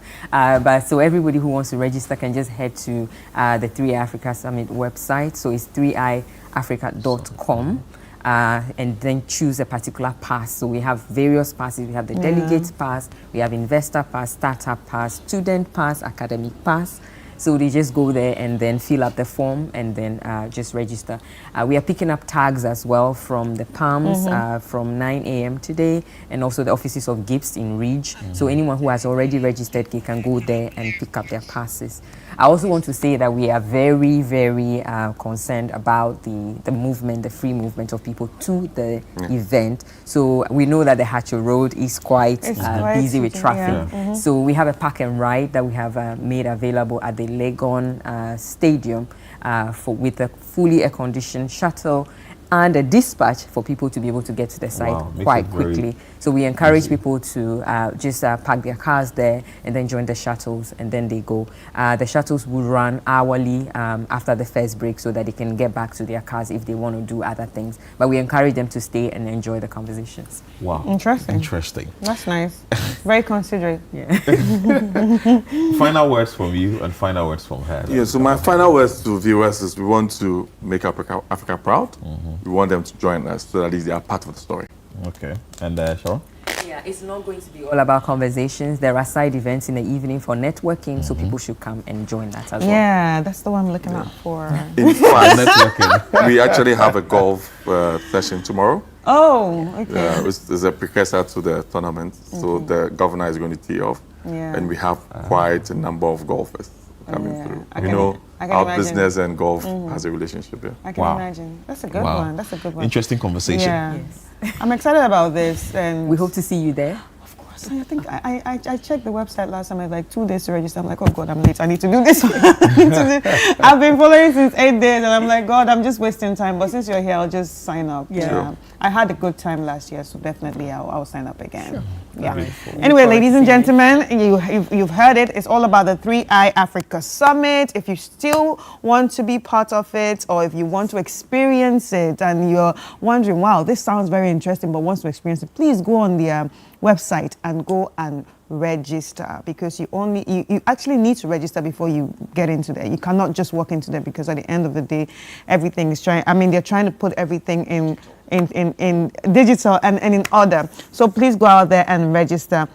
And we've been speaking to Oreku Asari, Acting Head of FinTech and Innovation Department at the Bank of Ghana, and also the Summit Manager, and Sharon Rose Lether, Head of Innovation Promotion Office and FinTech and Innovation Department at the BOG, and also 3i Africa Summit project lead. It's been a great conversation, but we'll be getting into our communities. What do we have for communities? Last week we spoke about water issue, and we still want to talk about water issue as well. We take you to the central region, where Kwesi Ado filed a report from an area called Kalabule. Interesting. When I saw it, I thought we were joking. Interesting community. We play this report, we come back, we have more conversations on that. Stay with us here on Breakfast Daily. For nearly 3 months, taps in Kalabule have run dry, leaving residents scrambling daily for water. Many households say they now depend on untreated water from the Densu Basin for cooking, washing, and other domestic use. Those who can afford it are relying on private water tankers, an option residents describe as costly and unsustainable. Since they make the gutter here, they have cut all the pipeline. It's not coming, so you are worried. Every day you buy water from the water tanker here, small one.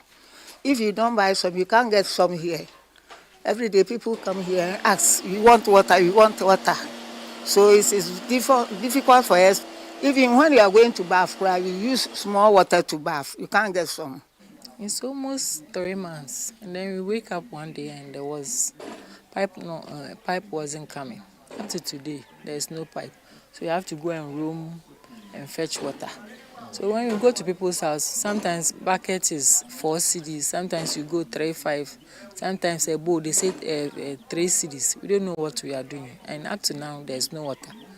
According to residents, the crisis began after pipelines were destroyed by contractors undertaking road construction works in the area. So no kasa try no first no and shut down papa eba weekends na enya so na chire no abeye kwan no de sese de bue kra because so no emba kra wa bebia ye pipe na say nti so no de enya so kra wa down wa kra say ye den so na no ande boy kakra kra wa and I see amu kan say so no so emu ayefi nti omu tumi nya so no bebia e boy wa pipe no da ye kwenyi no obi anyi nsu enti gota na asame ma waye no we cross ha mu nsu ne mba ya 3 months tembia me fra water for no say na eba no also sija asame ma no we wie gota na asa na nsu na aba car no 3 million tank baako eso ana say eso kakra first one there na omode buy no na was 7 million ton onso. The shortage is also affecting local businesses, with operators saying access to water has become a major challenge to daily operations. Achia aba koshara na magbonachi 2 million koshara ka 1 week 2 million kaka magle kuba jiuna kuko magbona achiaba 8 million afia kokko yi afudo na ba achi ha no kuvia ashi komuta ala na zachi akoko wodo ya matakpon re won na mo unto nyaba a chikonwa a chidoi. Beyond the water crisis, residents say movement to and from homes has also been disrupted by the ongoing construction. Some vehicle owners are now forced to leave their cars on the roadside, exposing them to theft. And him say, "Oh no, who saw Master Tia was your banana? I'm now Master Mo Yano. I'm a day a boy gulin so. And one who said, be a bonfire and a fat, Ulinam Zombu, Hopenes, or your father Marcano, a Pia Montin. In Zamacana and Pia Montans, a cano inside the dia. Near Aka. This is more you would never. And I saw my year got as never and Sana with me, and Macana, a Pia Montin. And I say, who knows so? Now we free. If you're not the bands, I do the back of main road no and change. Business operators are calling for a more coordinated approach to the project to minimize hardship on the community. Danu says a mini can back run away, said, near Mass would be see her. It's where all my a demon pass on by Thomas say, a pneumonia, a bassano, or boa, unim say, yet to a man crowajai, Biama. The customers too, they come here, we have a restaurant here, they eat and all. Because of the construction, some even thought that you know that we are not operating. So unless probably they call or something, and for the sales it has dropped drastically. You know that it has dropped because of the construction too. As you know, the cars cannot come in, they can't really get place to park outside, and seriously it has affected us. So there is a report filed by Akwesi Ado from Kalabule in the central region, or South rather, in South in the Greater Accra region, but he actually moved from that place to the central region as well. He is joining us for us to have further conversation on the situation. Last week we looked at one from Bechile, and the residents there were actually complaining about not having water. For Chris, she has moved away from that particular constituency. She's in a different place now. So, but people are really going through a lot. I picked my shoes, my race. And you ran away? I ran away. Akwesi, good morning. Good morning. I trust you're doing well. Very well. Good. Fresh week, new. Speak up a little for us. We can hardly hear you. Am I audible now? Good. You are this far better. Yes. So I want to find out from you the construction happening in the community. The residents are saying that that is what has resulted in the not getting water. Tell us, what is the nature of the construction? Is it as an inner road, as a major road? What are some of the things that the contractors are doing that has led to the water not flowing through their taps, and they have to maybe go this far places in search of water? Okay, so this is an inner road or a township road, and it is being constructed from the Kalabule junction or the new Matateko junction through the community, and then it is expected and at the very dead end of that particular street, that is around the Densu Basin, where local residents describe as Benisuonano. And it's been on for about 3 months. It was started from the very far end of the community, that is from around the Densu and the construction started in that area. And it's almost about complete. The contractor has done about a half of the drainage that we need to do in the area. And this is why the water supply to the community has been interrupted, because major pipelines, major supply lines to the community have been destroyed, as well as those that serve in the various houses. Wow. And the construction that is ongoing, are the contractors still on the project, or they've abandoned site? And have you tried talking to them? The contractor still has people on site, people who are working. On that particular day, that is last Thursday, when I visited the community, I saw that they were on with the construction of the drainage system, except that the work has been a bit slow. Slow, okay. Residents have also observed that there's not been any better coordination so far as executing this particular project is concerned, because they expected that at least even before the project started, the contractor would have engaged them, know where utility lines were passed and how to manage those utility lines to ensure that they also have supply even as they continue with the work. But that was not done. And it looks as if the contractor is not well resourced. So what that is that he would have a lengthy area excavated for the construction of the drainage system. And it would take several weeks for him to get to that area. And apart from this denying residents water, they don't even have access to their homes. So those who own vehicles cannot take their vehicles inside. And those who were not around as of the time they were doing the excavation also are not able to take their vehicles, to move their vehicles from their house. So this has also affected business operations in the area. The customers have reduced. Those who rely on large quantity of water for their business are also struggling. All right, so let's talk about families and children. How are the children faring, especially when it comes to having to go to school? Children are really suffering because, like the households that are fortunate to be living closer to the dense basin are relying on water source from the basin for bathing and other purposes. For drinking, they rely on sachet water. And then also, this is having an impact on the health of women. Right. Because you know that mostly in our houses, it is women and children that fetch water. And imagine carrying a bowl of water to cover, some distance. It definitely impacts your health. And so women and children are really suffering as a result of this whole crisis. And low-income earners are also struggling to get potable water because commercial water sellers buy water from these tanker delivery services at exorbitant cost. And so a bucket of water is selling around 3 cedis, and then a bowl is selling at 5 Ghana cedis at some sales point. And low-income earners are not able to afford this. Yeah. And if you look at the area, is there a hospital there? There is no major health facility in the area.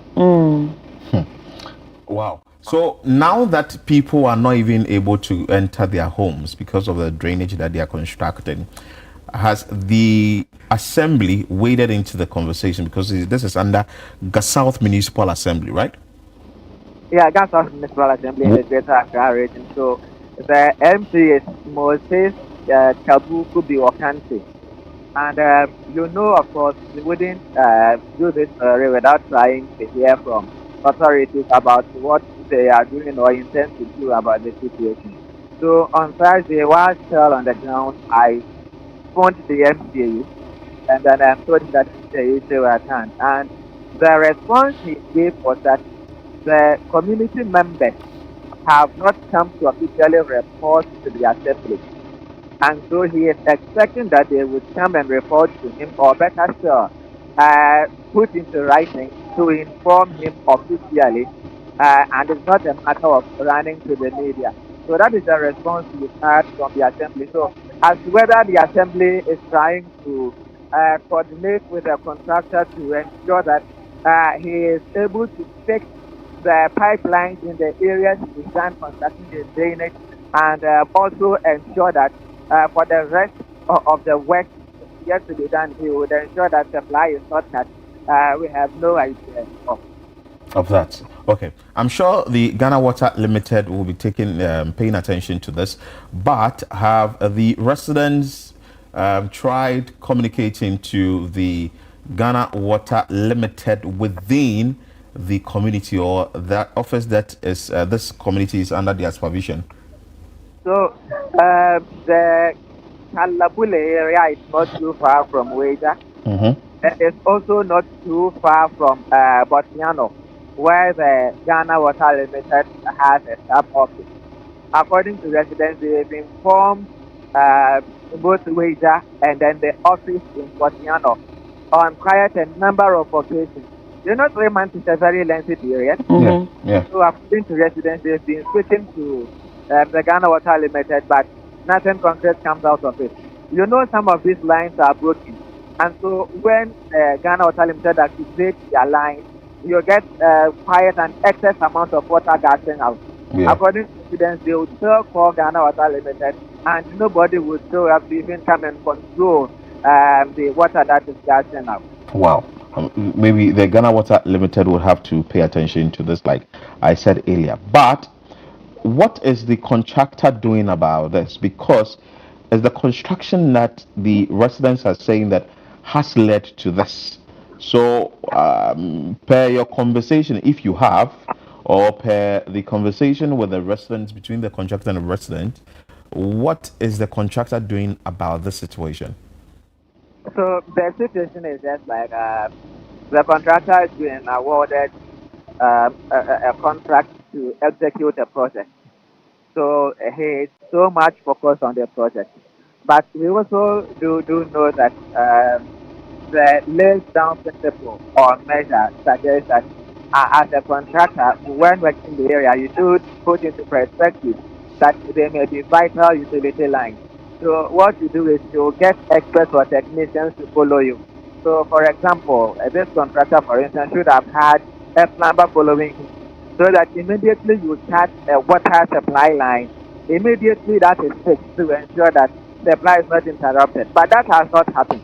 Like I mentioned, even within areas where the drainage work is done, pipelines are still not connected. And it looks as if it is going to be difficult to have these lines connected, particularly those that was the road that is still under construction.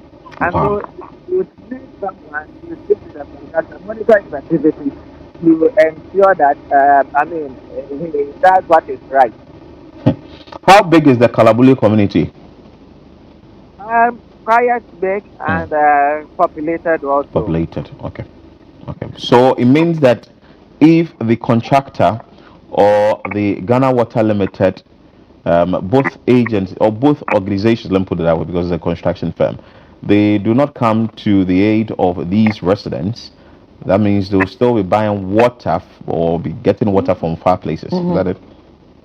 That's it, exactly. And one particular fear of residents is that if the lines are not connected and the construction work is done, then it means that they are going to live with this situation, for the rest of their lives, because they wouldn't know when authorities would come back to fix the water lines. If you look at the videos, we have several pipelines, main lines, sub-supply lines, as well as those that supply or those that supply water to various houses, tampered with by the contractor. And when is this construction expected to be completed? As a matter of fact, we do not know when construction is expected to come to an end. So if it's taking 18 months and the water and the pipelines are not fixed, that means they'll be there without water for 18 months. Exactly, and residents have already gone 3 months without water. Right, but when you look at the residents and observe from their behavior, do you think they will one day rebuke against the contractor? Maybe one day they will go against them. I do not get that impression now interacting with them, except that the people who are really not happy. And that when people endure certain situations, there's a certain threshold they can no longer bear. And so maybe if nothing is done, it's a late situation. Right. But from the look of things, do you think the contractor they know even what they have done, or he or she knows what they've done? The contractor should, because the pipelines that have been broken are visible. And so the workers use it. The workers do it. And that's why it baffles the mind of residents about why the contractor has failed to, fix these lines for them, knowing very well that it is his own activities that have, created this uncomfortable situation. Alozie, thank you so much for your time and be watching and be monitoring activities for us. We will tell your story, and we are expecting that there will be the change that is needed within the community. That is the Kalabule community within the Gansouth area, and we understand that the contractor may be aware, we've not heard his side of the story yet, but the Ghana Water Limited would have to pay attention to return the municipal assembly, that is the Gansouth Municipal Assembly, is asking the residents to officially write to them. But Mr. MC, if you are saying this, you would want to be a bit proactive by trying to find solutions for your people. That is why you are there. So if you are there to really work as the president representative, then you would want to take up this particular hurdle or this particular lift and deal with it in your area. If there is a conversation between yourself and the contractor and the Ghana Water Limited, that these residents will heave a sigh of relief, and at least they can get water. For 3 months, they've not been with water. It's not like there isn't pipeline in the community, or they've not been with water for a very long time. They've seen it. They've had water, and it's good. The construction is going on.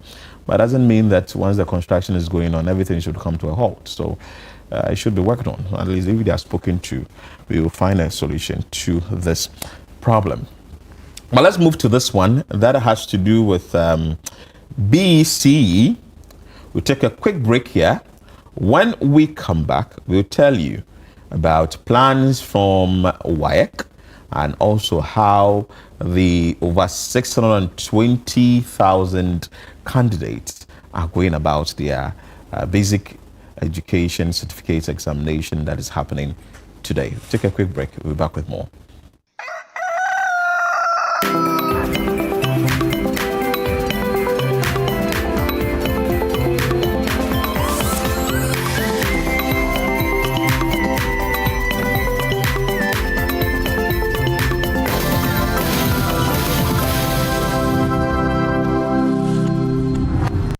This is the Upside Out Show. This is the Upside Out Show. This is the Upside Out Show. It's your favorite lifestyle show on TV. From exclusive interviews with your favorite personalities. The child in me sometimes is quite predominant. So hold on. I hope you understand. People misinterpret that. I'm a very calm person. Okay.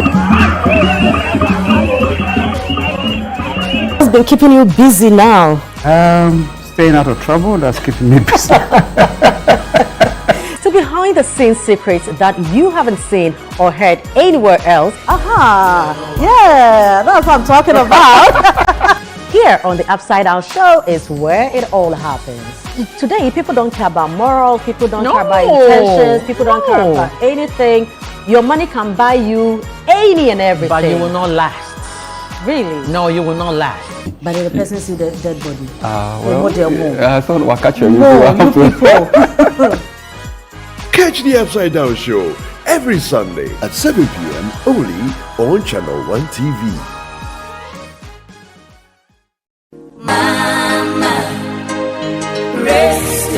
This Mother's Day, we celebrate a love that never gives up, even when it's tested. Let's celebrate the quiet strength and endless love of our mothers. Think about the outstanding moments with Mama and share them with us in our Mother's Day promotion, An Episode with Mama. Send a message to 0539 986 996 reflecting on that one moment you hurt your mother with a decision, a word, or an action that caused her pain. And yet in her quiet strength, she chose to forgive you because her love for you was always greater than the pain. Or think about the sacrifices she made, the things she went through, the things she went without, so you could have more. The sleepless nights, the silent struggles, her own dreams set aside just to see you move forward. Many times, these sacrifices go unnoticed. And now cast your mind back to that one defining moment, the midnight advice, the support, the action Mama took that changed your life forever. That single act that continues to guide you all the time. So this Mother's Day, let's go beyond celebration. Let's reflect, let's appreciate, and let's say the words that matter. Add your full name, your phone number, and Mama's full name, and send to 0539 986 996 via WhatsApp. Let's give Mama her flowers while she can feel it. The An Episode with Mama promotion is powered by 97.3 City FM with support from Channel One TV, and it's proudly sponsored by GTP and supported by Takira.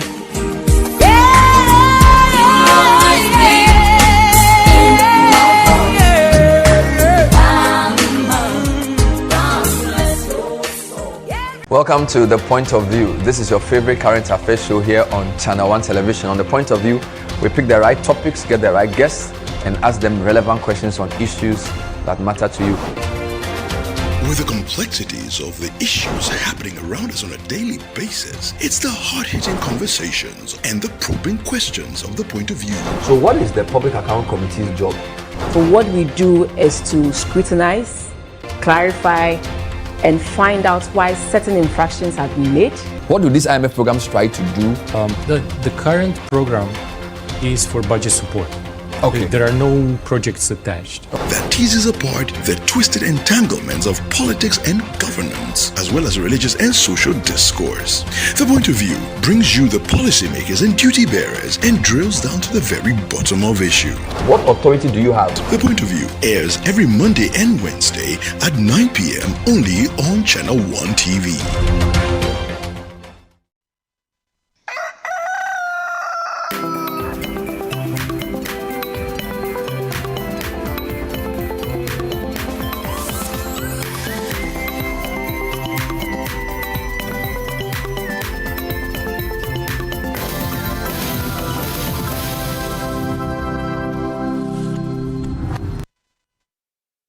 Many thanks for staying with us here on Breakfast Daily on Channel One TV. Before we went on that quick break, we told you that some 620,000 individuals or candidates are sitting for the BEC. This should be their first external examination, but I'm sure that the invigilators are just going to be okay with them, and they're also going to actually be very courageous to write the exams. But there is an examination body, WAEC. We'll be having a conversation with them shortly. And joining us is the head of public relations or public affairs for WAEC, John Kapi, to tell us what measures they've put in place for to curb examination malpractice, the centers that the exams is happening, and how many in total, though we know is 620,000. If you also want to tell us more about what we need to know by way of education and how the preparation have gone so far. John Kapi, good morning. Good morning. I trust you are doing well. Hello? Quite well, thank you. It's been a hectic morning, but it's okay. Yeah. Oh, so that means you've been to some of the centers already. Tell us which of the centers you've been to as the exams is ongoing, what you've observed so far. Yeah, I would say that for now, I've not gone out yet. I'm just here monitoring from across the country because our personnel who are out there are reporting to us what is happening, and if there are any hitches, we'll see whether we can put in a plan B so that every single person is able to write the examination. All right. So far, what are some of the preparations that you have actually made for the big day, which is today? Well, so as far as preparations are concerned, on our part, we have the responsibility to print the questions, transport them to all the various examination centers.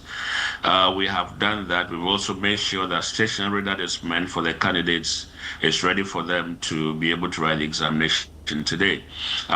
So all the personnel who are supposed to be out there, all the materials that are supposed to be out there have been sent out. And so we believe that by now everybody is actually in the action of writing their very first paper for BEC 2026. All right. And also we've also, in past years actually, we've come across issues of cheating and examination malpractice, either from the students or even invigilators that are supposed to be watching over them? What sort of preparations have you made to safeguard the students and for this issue not to pop up this year? Well, we have had briefing sessions with all the supervisors and invigilators. We didn't just do that from Accra, we decentralized it. So virtually every district was met. Every district have had their turn in terms of briefing. We have admonished every single one who is supposed to be part of the examination process to ensure that they maintain the highest standards of security and of course integrity. On the part of the candidates, we've done some sensitization as well. We've put out there some flyers about the do's and don'ts of the examination. We've told every single candidate that they can pass this examination without seeking assistance from anybody and of course without cheating. So I would say that these are things that we've put in place regarding our interaction with the candidates and with the supervisors and invigilators. And some of our regional capitals also have held stakeholder engagements. In fact, some of the local authorities have been very helpful in assisting us reach out to every single person who matters. Talk about parents, talk about chiefs, talk about opinion leaders, politicians. Every single one of them has been told what they need to do in order that we have an incident-free examination this year. Okay, so let's now look at the numbers. How many candidates are actually sitting for the exams? We know some over 620,000, but if you can give us the full numbers. And also the number of centers that the examination is taking place and the number of invigilators that you have supervising these candidates.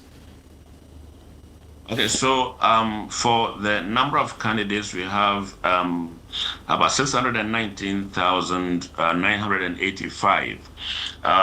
These are candidates who are within Ghana. I think it's important for us to note that there are a few candidates from Togo and a few candidates from Benin who are also writing. So when you put them all together, that's when you are hitting about 620,000 candidates.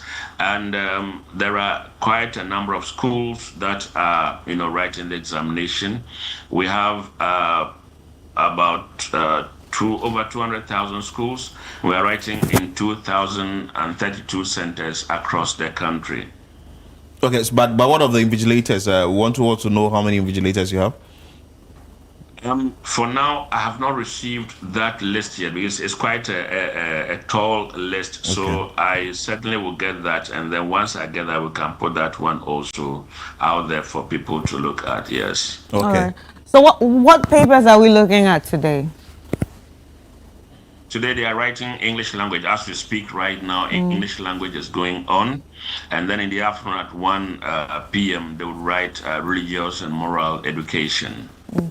So is that what time to what time? Because some of us wrote it years ago. So if you want to help us actually get the period to write it, and for how long will a particular paper take, the duration for a particular paper?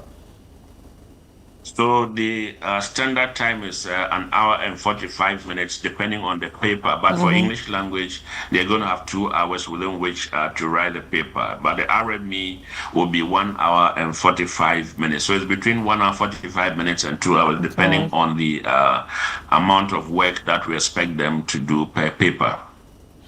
John Kapi, I would like to ask the sanctions that we meted out to invigilators who may encourage examination malpractice. We know we've seen reports in time past, like Chris made mention of earlier.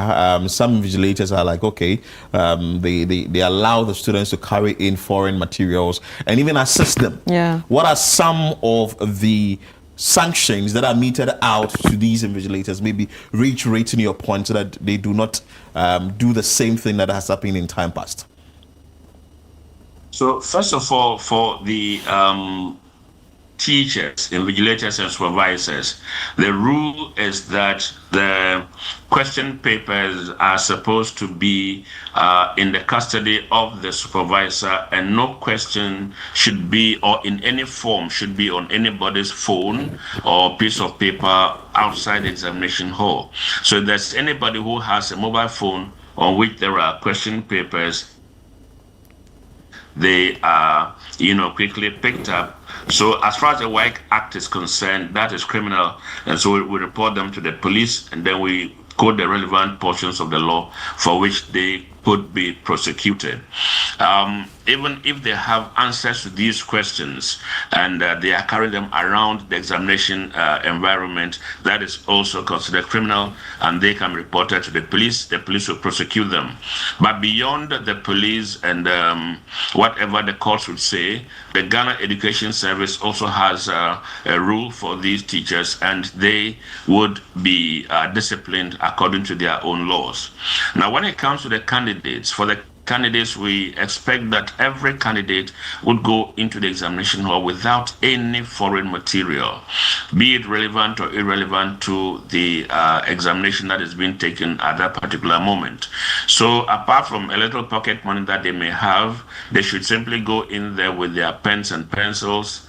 If they have any eraser, no calculator, no mobile phone, no smartwatch, no electronic device whatsoever, especially for BC candidates. And once they get in there, we expect that candidates will be seated at least 30 minutes before the commencement of the paper. And nobody should come in there. Once the bell goes and they announce start work, no candidate would be admitted into the examination hall. So these are things that they should take very serious note of and ensure that they comply. All right, so in case there are parents watching us right now, what advice would you give to the parents when it comes to, helping their kids get prepared for these papers that are going to be coming up? Yeah, for parents, we are looking at them providing for the children whatever they need to be able to study. We don't expect that parents would insist that the children sit throughout the night to revise for these examinations. They should give them adequate time to sleep well, make sure they are well fed, make sure that they are studying in an environment that is safe for them, and not to push them around too much. We also expect that parents would not try to make any comparison between one child and another. Each child is unique. Each child has unique abilities, and so any form of comparison between one child and the other is simply pushing them to the edge. And once they found themselves wanting, they would want to seek assistance or find other means of passing. Let us let the children go out there and be themselves, believe in themselves, believe that they are capable of writing the examination and passing on their own merit. There are candidates who may have some medical conditions. Some have ulcer, some have asthma, and so on and so forth. So if there's any medication or any other condition for that matter, if there's any medication that the candidate is supposed to take, let them carry it along, leave it with the supervisor, and as and when they need the medication, it will be made available to them. There are infirmaries or makeshift facilities that can take care of any medical emergencies. So in case there's anything like that, we expect that the candidates will go there and be treated. I just want to add also that when it comes to the motoring public, some of the children get excited with these examinations. Some of them are, moving out on their own for the first time. They may want to cross the road to get some water, to get some yogurt or something. Please let us be mindful of these vulnerable children. And if it's possible for us to, convey them from one point to another to enable them arrive early for the examination, let us provide that assistance. And indeed, any other person in society, these are our future leaders, these are the future of the country. And so whatever we can do to assist them to go through this week of examination, let us try and do that for them.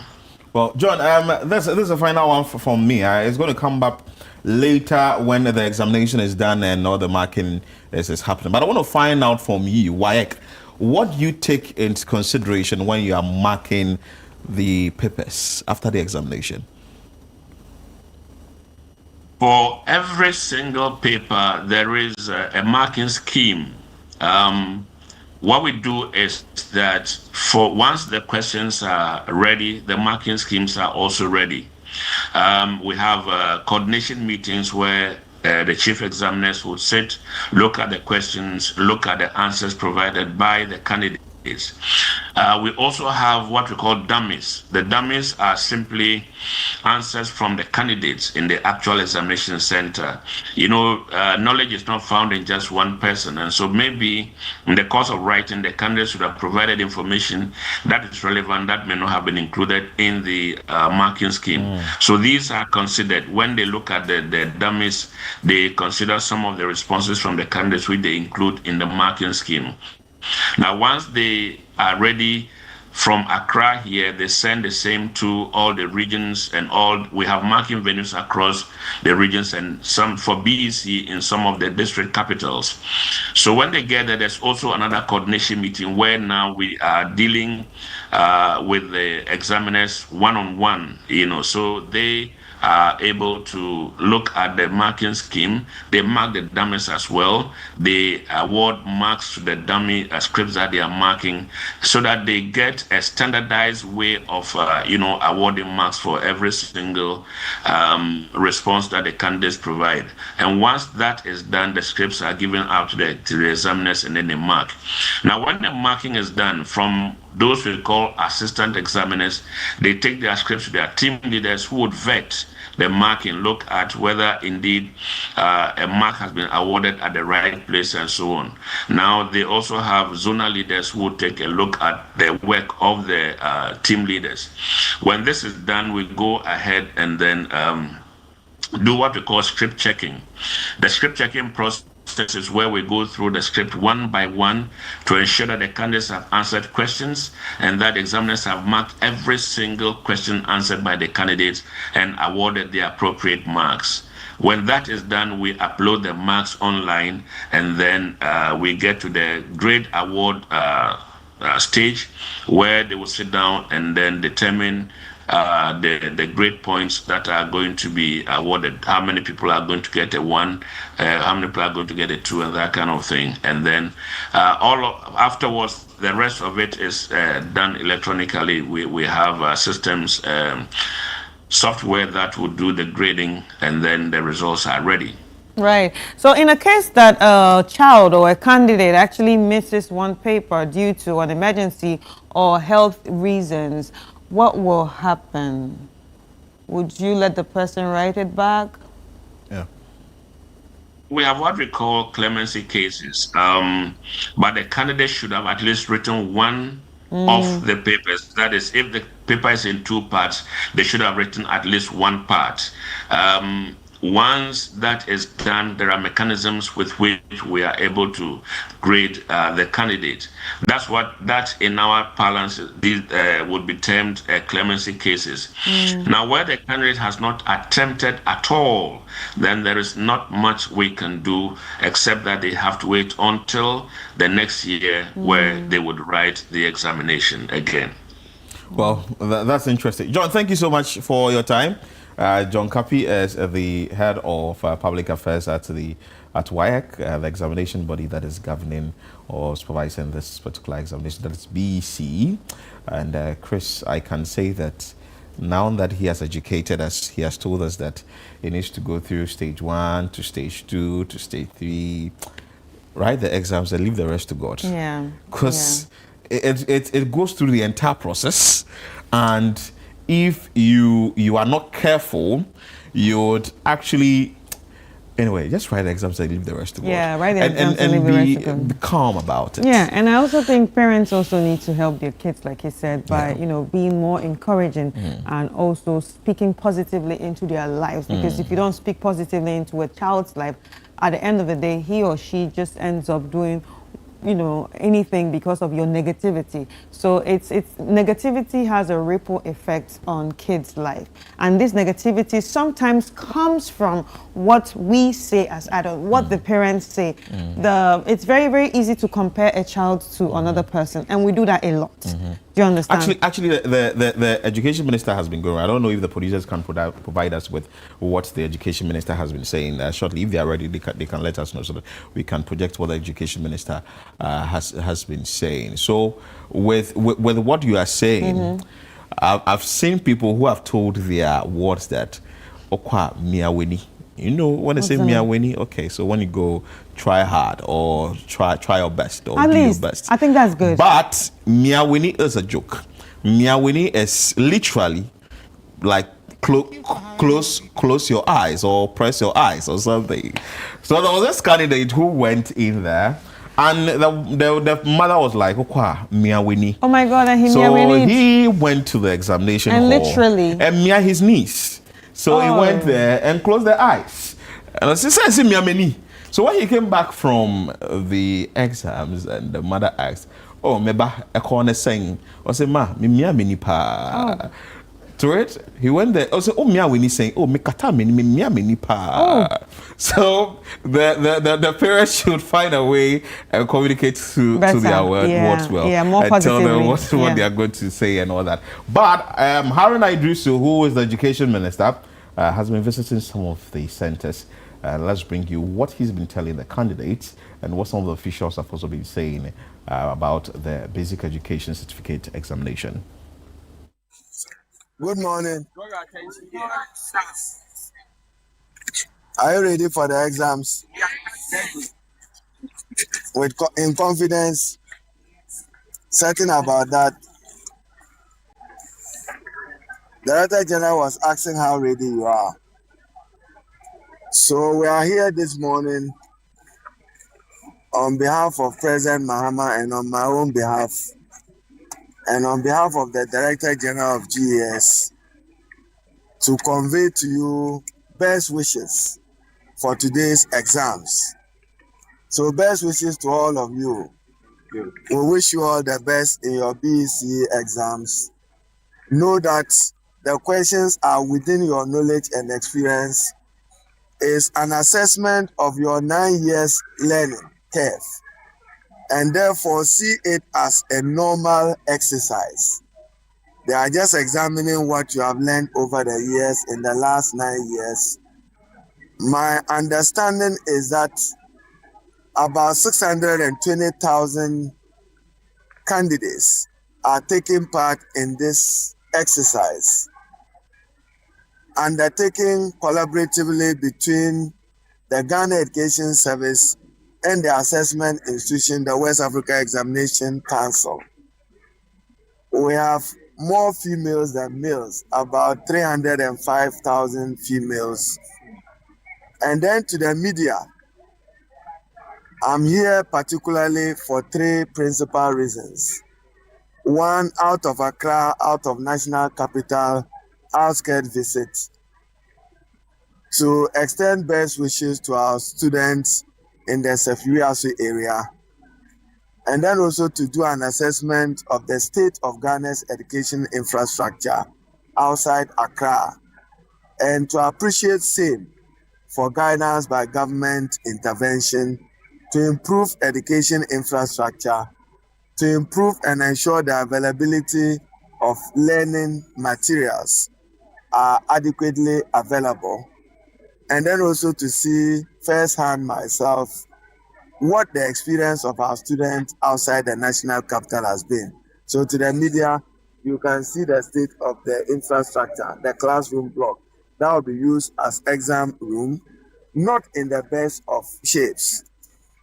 So we need to respond, and we will respond adequately to it. Now let me take. So you saw there the Education Minister Haruna Idrisu encouraging the candidates that this is your 9-year period. This is what you have gone through from class 1 to GSS3, and you should sit down and write the exams. There's not anything giddy giddy, like someone would say. And he's also visited an area not in Accra. Ideally, people think that he's going to be in Accra, but he's in Seychelles, I think in the Western North region, inspecting and checking whatever is happening there, talking about the infrastructure and all of that. So I like the fact that he's gone there to see it for himself, to see what these students are going through and where they are sitting to write the exams and all of that. So, Chris, you didn't do BC? Nope. So you didn't mean uni? Nope. On that note, let's bring you Haye. She will serenade us, and we still bring you more on Breakfast Daily on Channel 1 TV. He is actually going to serenade us. Haye, he is actually going to bring you some nice tunes. Enjoy.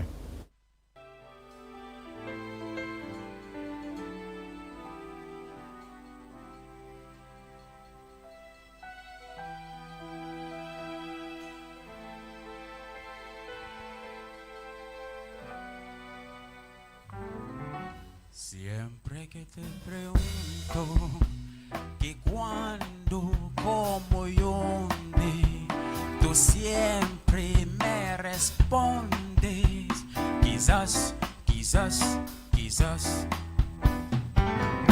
Y así pasan los días y yo desesperando y tú contestando, quizás, quizás, quizás.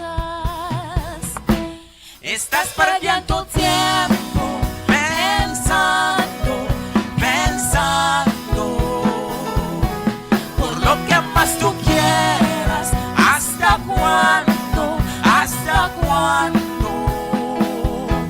Y así pasan los días y yo desesperando y tú contestando, quizás, quizás, quizás.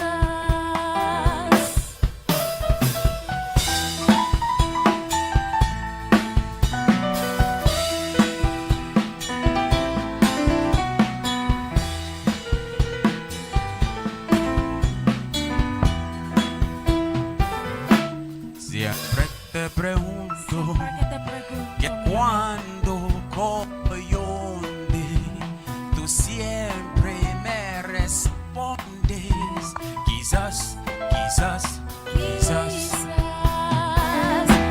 Estás perdiendo tiempo pensando, pensando por lo que más tú quieras. ¿Hasta cuándo? ¿Hasta cuándo? Estás perdiendo tiempo pensando, pensando por lo que más tú quieras. ¿Hasta cuándo? ¿Hasta cuándo? Y así pasan los días y yo desesperando y tú contestando, quizás, quizás, quizás. Quizás, quizás, quizás. Quizás, quizás, quizás.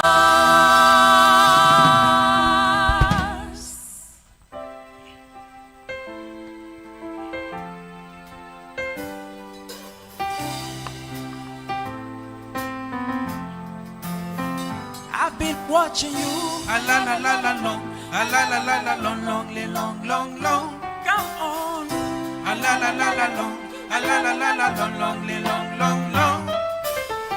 Standing across the room, I saw you smile.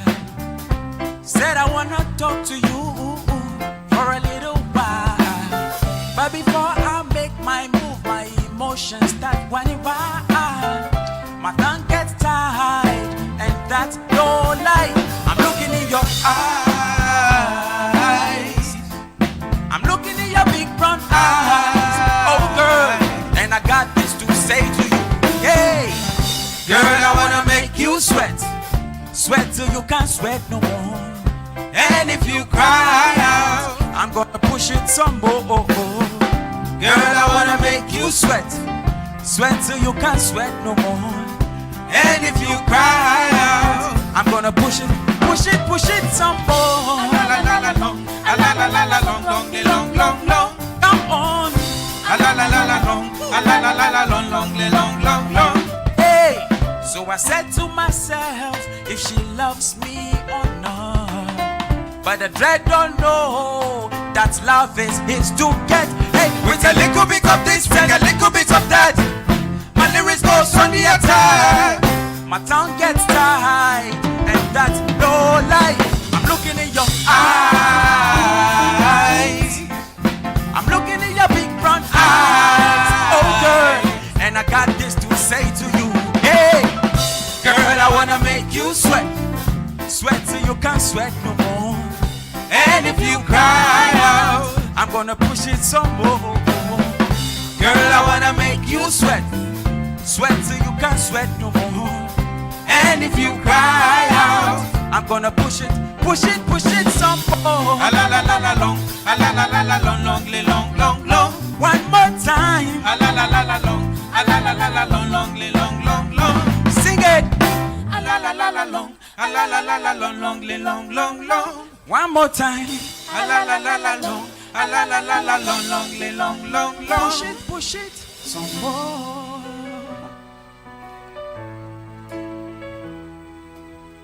Yeah. So this one we're about to do is called Sacrifice, featuring the man himself, Aisi, and one of the most talented guys called Esiama. The song is out now today on all streaming platforms, and it goes like this. Yeah. And I did my life. Okay. Sacrifice. Say I did my life. All right. Sacrifice. And I did live my life. Sacrifice. Woo. Yeah. Listen, see. If I them from fool, no be see belly full, I just wear my shoe. Step on the street, talk and do like a showman do.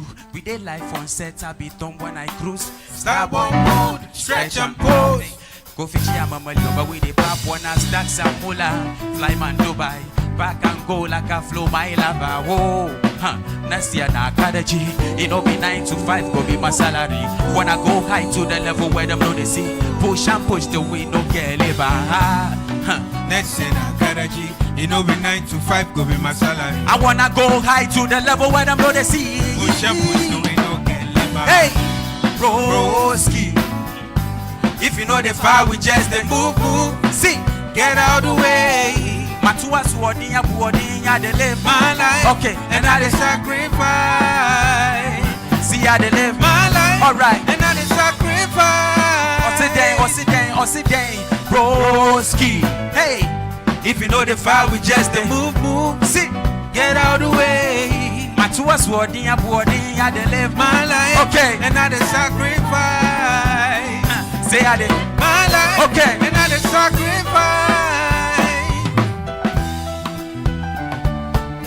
Shout outs to Esiama and IC, who gave this verse free of charge. No payments, no nothing. Shout outs to you, big bro. And it goes like this. Yeah.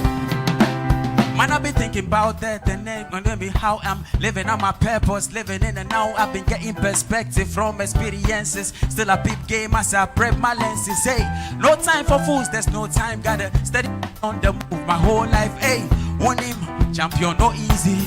Many called, few are chosen and no beginners. Only the strong survivor.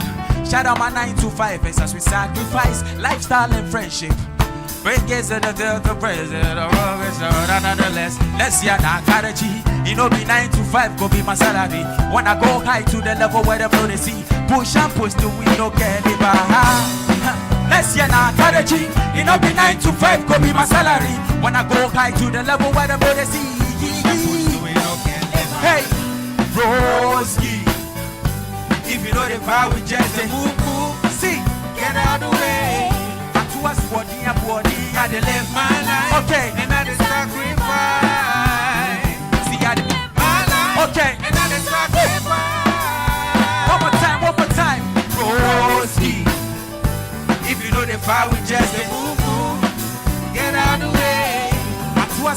poor day, I dey live my life. Okay, and I dey sacrifice, and I dey live my life. Alright, and I dey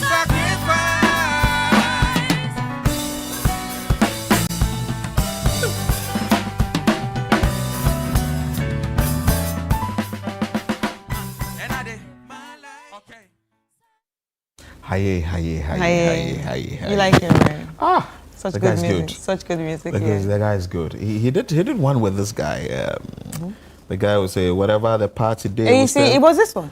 Yeah. Anyway, keep enjoying Haye because we did enjoy him here. Maybe you can go on his social media handles and enjoy him more. But for now, let's talk sports. Yao Mintah is in studio. Yeah, the man with the swag. Yeah, today he came with swag. Yeah, he came with a lot of swag. And a lot of energy. A lot of energy. Because he was like, yes, I want to talk about my sport. Tell us, what do you have for us? The athletes, they're actually complaining. Yeah, the sprinters, they are complaining. And they should complain.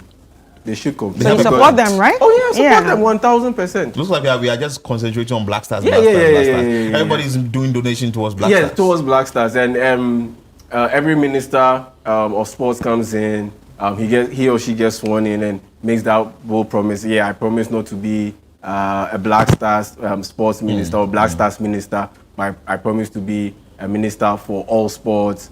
But they end up doing the exact opposite, and it's rinse, cycle, repeat, the same thing all over again. And Kofi Adams, Honorable Kofi Adams, has also fallen in that trap or in that cycle, where they come in, make bold promises to deliver equitable attention, not equal attention. And that's the thing that people are failing to understand. It's not equal attention. The fingers are not the same. There's always one that will get more attention than the other. It's equitable. You have a situation, you are running a campaign, a funding campaign to raise money, to fund supporters, to fly out to the United States, to go and support Black Stars. Go and do Black Stars to say ye. Meanwhile, these guys are giving their all. Now they've qualified to the World Championship. If the Black Stars qualify to the AFCON, there are bonuses for them. There are bonuses for them. No, these guys are qualified to the World Championship. Other bonuses, okay. So, what is the bonus package? That's the thing. Somebody's also arguing that the Black Stars sort of rake in more money than the others. Because even the Black Stars who play like 3 games, they are getting like 12.8 or 12.5 million USD. Even for qualifying alone, you get some money. Yes, that's the 12.5 million. But how much are these athletes bringing? If you want to engage, educate us on that. Yeah, how much are these athletes bringing in? Okay, so here's the deal. Let's break it down. If Saminu qualifies to, they qualify to the World Championship. Let's say he goes out there, he breaks a world record. Once you break a world record, the last, I think the Olympics, it was $100,000. If you break a world record. And if you won the gold medal, I think, that was also about $30,000 or so. So that money is just from an individual. The Black Stars, look at the amount of, the number of people involved in the contingent. It's a whole squad. And they are just going to bring you 1 medal. That's the thing. But these athletes, an individual can give you 3 medals. Let's say Saminu. He does the 200, he does the 100, he does the 4x100. So he can give you 3 gold medals if it is possible. But the Black Stars, they can give you just one. And it's true. Yes, that one will bring you a lot of money. But when you break it down individually, the amount of money you are spending on the Black Stars and per individual, and the money that you are likely to rake in, it doesn't tally. It doesn't tally. That's what people are failing to understand. Put all the 26-man contingent, that's the playing units for this World Cup, 26. That is aside the entire backroom staff, which will number about 15. About 15. Before Otuado was sacked, it was 20. So if you add it up to 26, you have about 45 people going to the World Cup. That is aside the FA officials, all the quote-unquote protocol people that will be sponsored to go. All that money, when you break it down per person, the amount of money that you spend on them and the amount of money that you rake in, when you break it down per person, cost per more person, than what it you is are more raking than in. what you are raking in. So there's a deficit. It doesn't tally. Another question is, the athletes, if they win a medal, do they get money that the country sort of benefits from? Yes, they do. When they get a medal, the country benefits, because at the end of the day, Benjamin Azamanti and co, they have families over here. They send money over here. They send money down. So it's not that the money goes to. No, what I'm trying to say. So the money go to them individually. Yes, the money goes to them individually. Okay. The money goes to them individually. Their coaches, personal trainer, all of those things. It goes to them individually. It goes to the association. I think some will go to the association too, the federation, the Ghana Athletics. Some will go to the association too. But I'm looking even at it from an individual perspective. They get the money, they will send some down. At the end of the day, the government will tax that money that is being sent down, right? At the end of the day, the people who are in Ghana and receive that money, they will also spend money which on goods that will have taxes being deducted from it. Is that not the case? Is that not money generation? I get it. That it is not the same in terms of grandeur, in terms of the amount of splash money coming in. It is not the same. But they are not asking for equal treatment. They are asking for equitable treatment. And that's where leadership steps in. And that's why I'm so disappointed with Honorable Kofi Adams. Because, look, all these athletes... But the ministry has issued a statement. They've issued a statement, but that one is political statement. Yeah, you don't need to wait for it to happen. They are putting the blame at the doorstep of the federation, that's Ghana Athletics. Of course they will do that. They will hide behind bureaucracy and do that. And the federation has nothing to do but to accept the blame, because they are in a compromised position. If they decide that, oh, we wash our hands clean, it's not our fault, at the end of the day, even the small money they are getting from the sports ministry, they will even get it anyway. You get my point. There's a tendency for them not to get it out of spite for more or less disgracing the sports ministry. So they will accept the blame. But at the end of the day, must this happen? This shouldn't have happened in the first place. Forget about the flight issues and this was booked, this wasn't booked, it got cancelled. Forget about it. What has the ministry done? What has the ministry done to support these guys over the years? Yeah. Last year, they were at the World Championship. They were at the World Championship. And they narrowly missed out on getting a medal. What was the money given to them? They weren't given practically anything. Saminu last year broke the national world record, the national record for 100 meters twice. Twice, yeah. Twice. It used to be 9.90 by Benjamin Azamanti. And he broke it to 9.87 and he lowered it to 9.84. He's a national record holder. When he broke the record, at the time he had one of the top 10 fastest times in the world. Last year, did the ministry give him anything as a little bit more of a recognition of you setting the national record? Nothing was done. Okay, so what I was also thinking... in that sense, when you have a situation where the athletes have to travel via transit, the Black Stars go direct flight. Oh, okay. Direct flight. There's nothing like transit. But you see, and these guys are individual. Yeah. That's my whole point. That you are raising capital to fund people to go out there to support the Black Stars. Just to go and say Black Stars will say ye. When 2% of the money that engineers and planners gave to the sports ministry recently, last week, they pledged $5 million for the Black Stars Fund. They honored $2 million last week. 2% of that $2 million is $40,000. Wow. $40,000 will sort out these guys. They are Easy. 4. A relay team should have 5 people. But because of financial constraints, Ghana had just 4. So imagine if someone had picked up an injury. That would have been it. That would have been it. Saturday was the first chance that they got to qualify. We didn't qualify because the guy who ran the ankle leg, Edwin Gadai, the guy who finished the race, he arrived just mere hours before the race. He was suffering from jet lag. And so there was no way he was going to be the one starting off the blocks. Because if you are starting off the blocks, you need to have power in your legs. But they decided to put him as the ankle leg because as the ankle leg, you already be in your stride before you get the baton. And that's the reason why he ran the ankle leg. But ideally, it should be Saminu who should be running the ankle leg. But because of the flight disruptions, it was Gadai who ended up running the ankle leg. And Ghana finished what? 4th. We didn't qualify on the first day. And so the second day, if you watch carefully, it was Saminu who ran the ankle leg. Because at that time, Edwin Gadai had had enough time to rest. Yeah. And guess what? We qualified. Qualified. You see, I understand where you're always coming from, and I think it's important that, yes, a little bit of attention should be paid to these people, because at least they are representing the country. They are representing the country. So anytime this sort of competitions come up, you see someone representing Ghana, and these are the people representing Ghana, because we've had this same situation in Nigeria, which the people... Nigeria is worse. Yeah.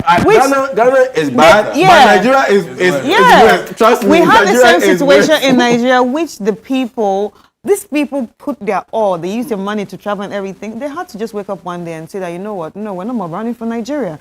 You'll see a black Nigerian person, Nigerian name, running for Turkey, they're running for Bahrain. They all change their nationalities, running for countries that actually appreciate what they do.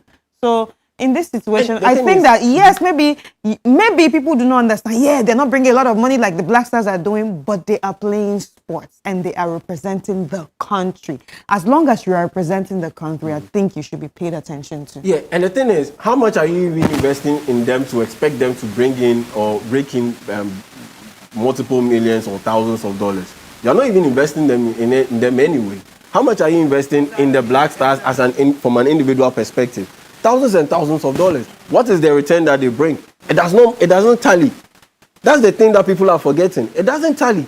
Like I said, 2% of that $2 million that engineers and planners gave to the Black Stars Fund is $40,000. These guys were just 4.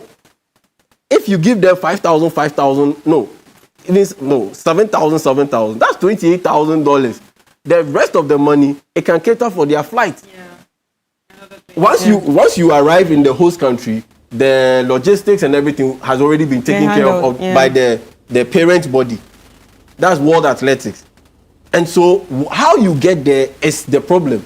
So just take care of that.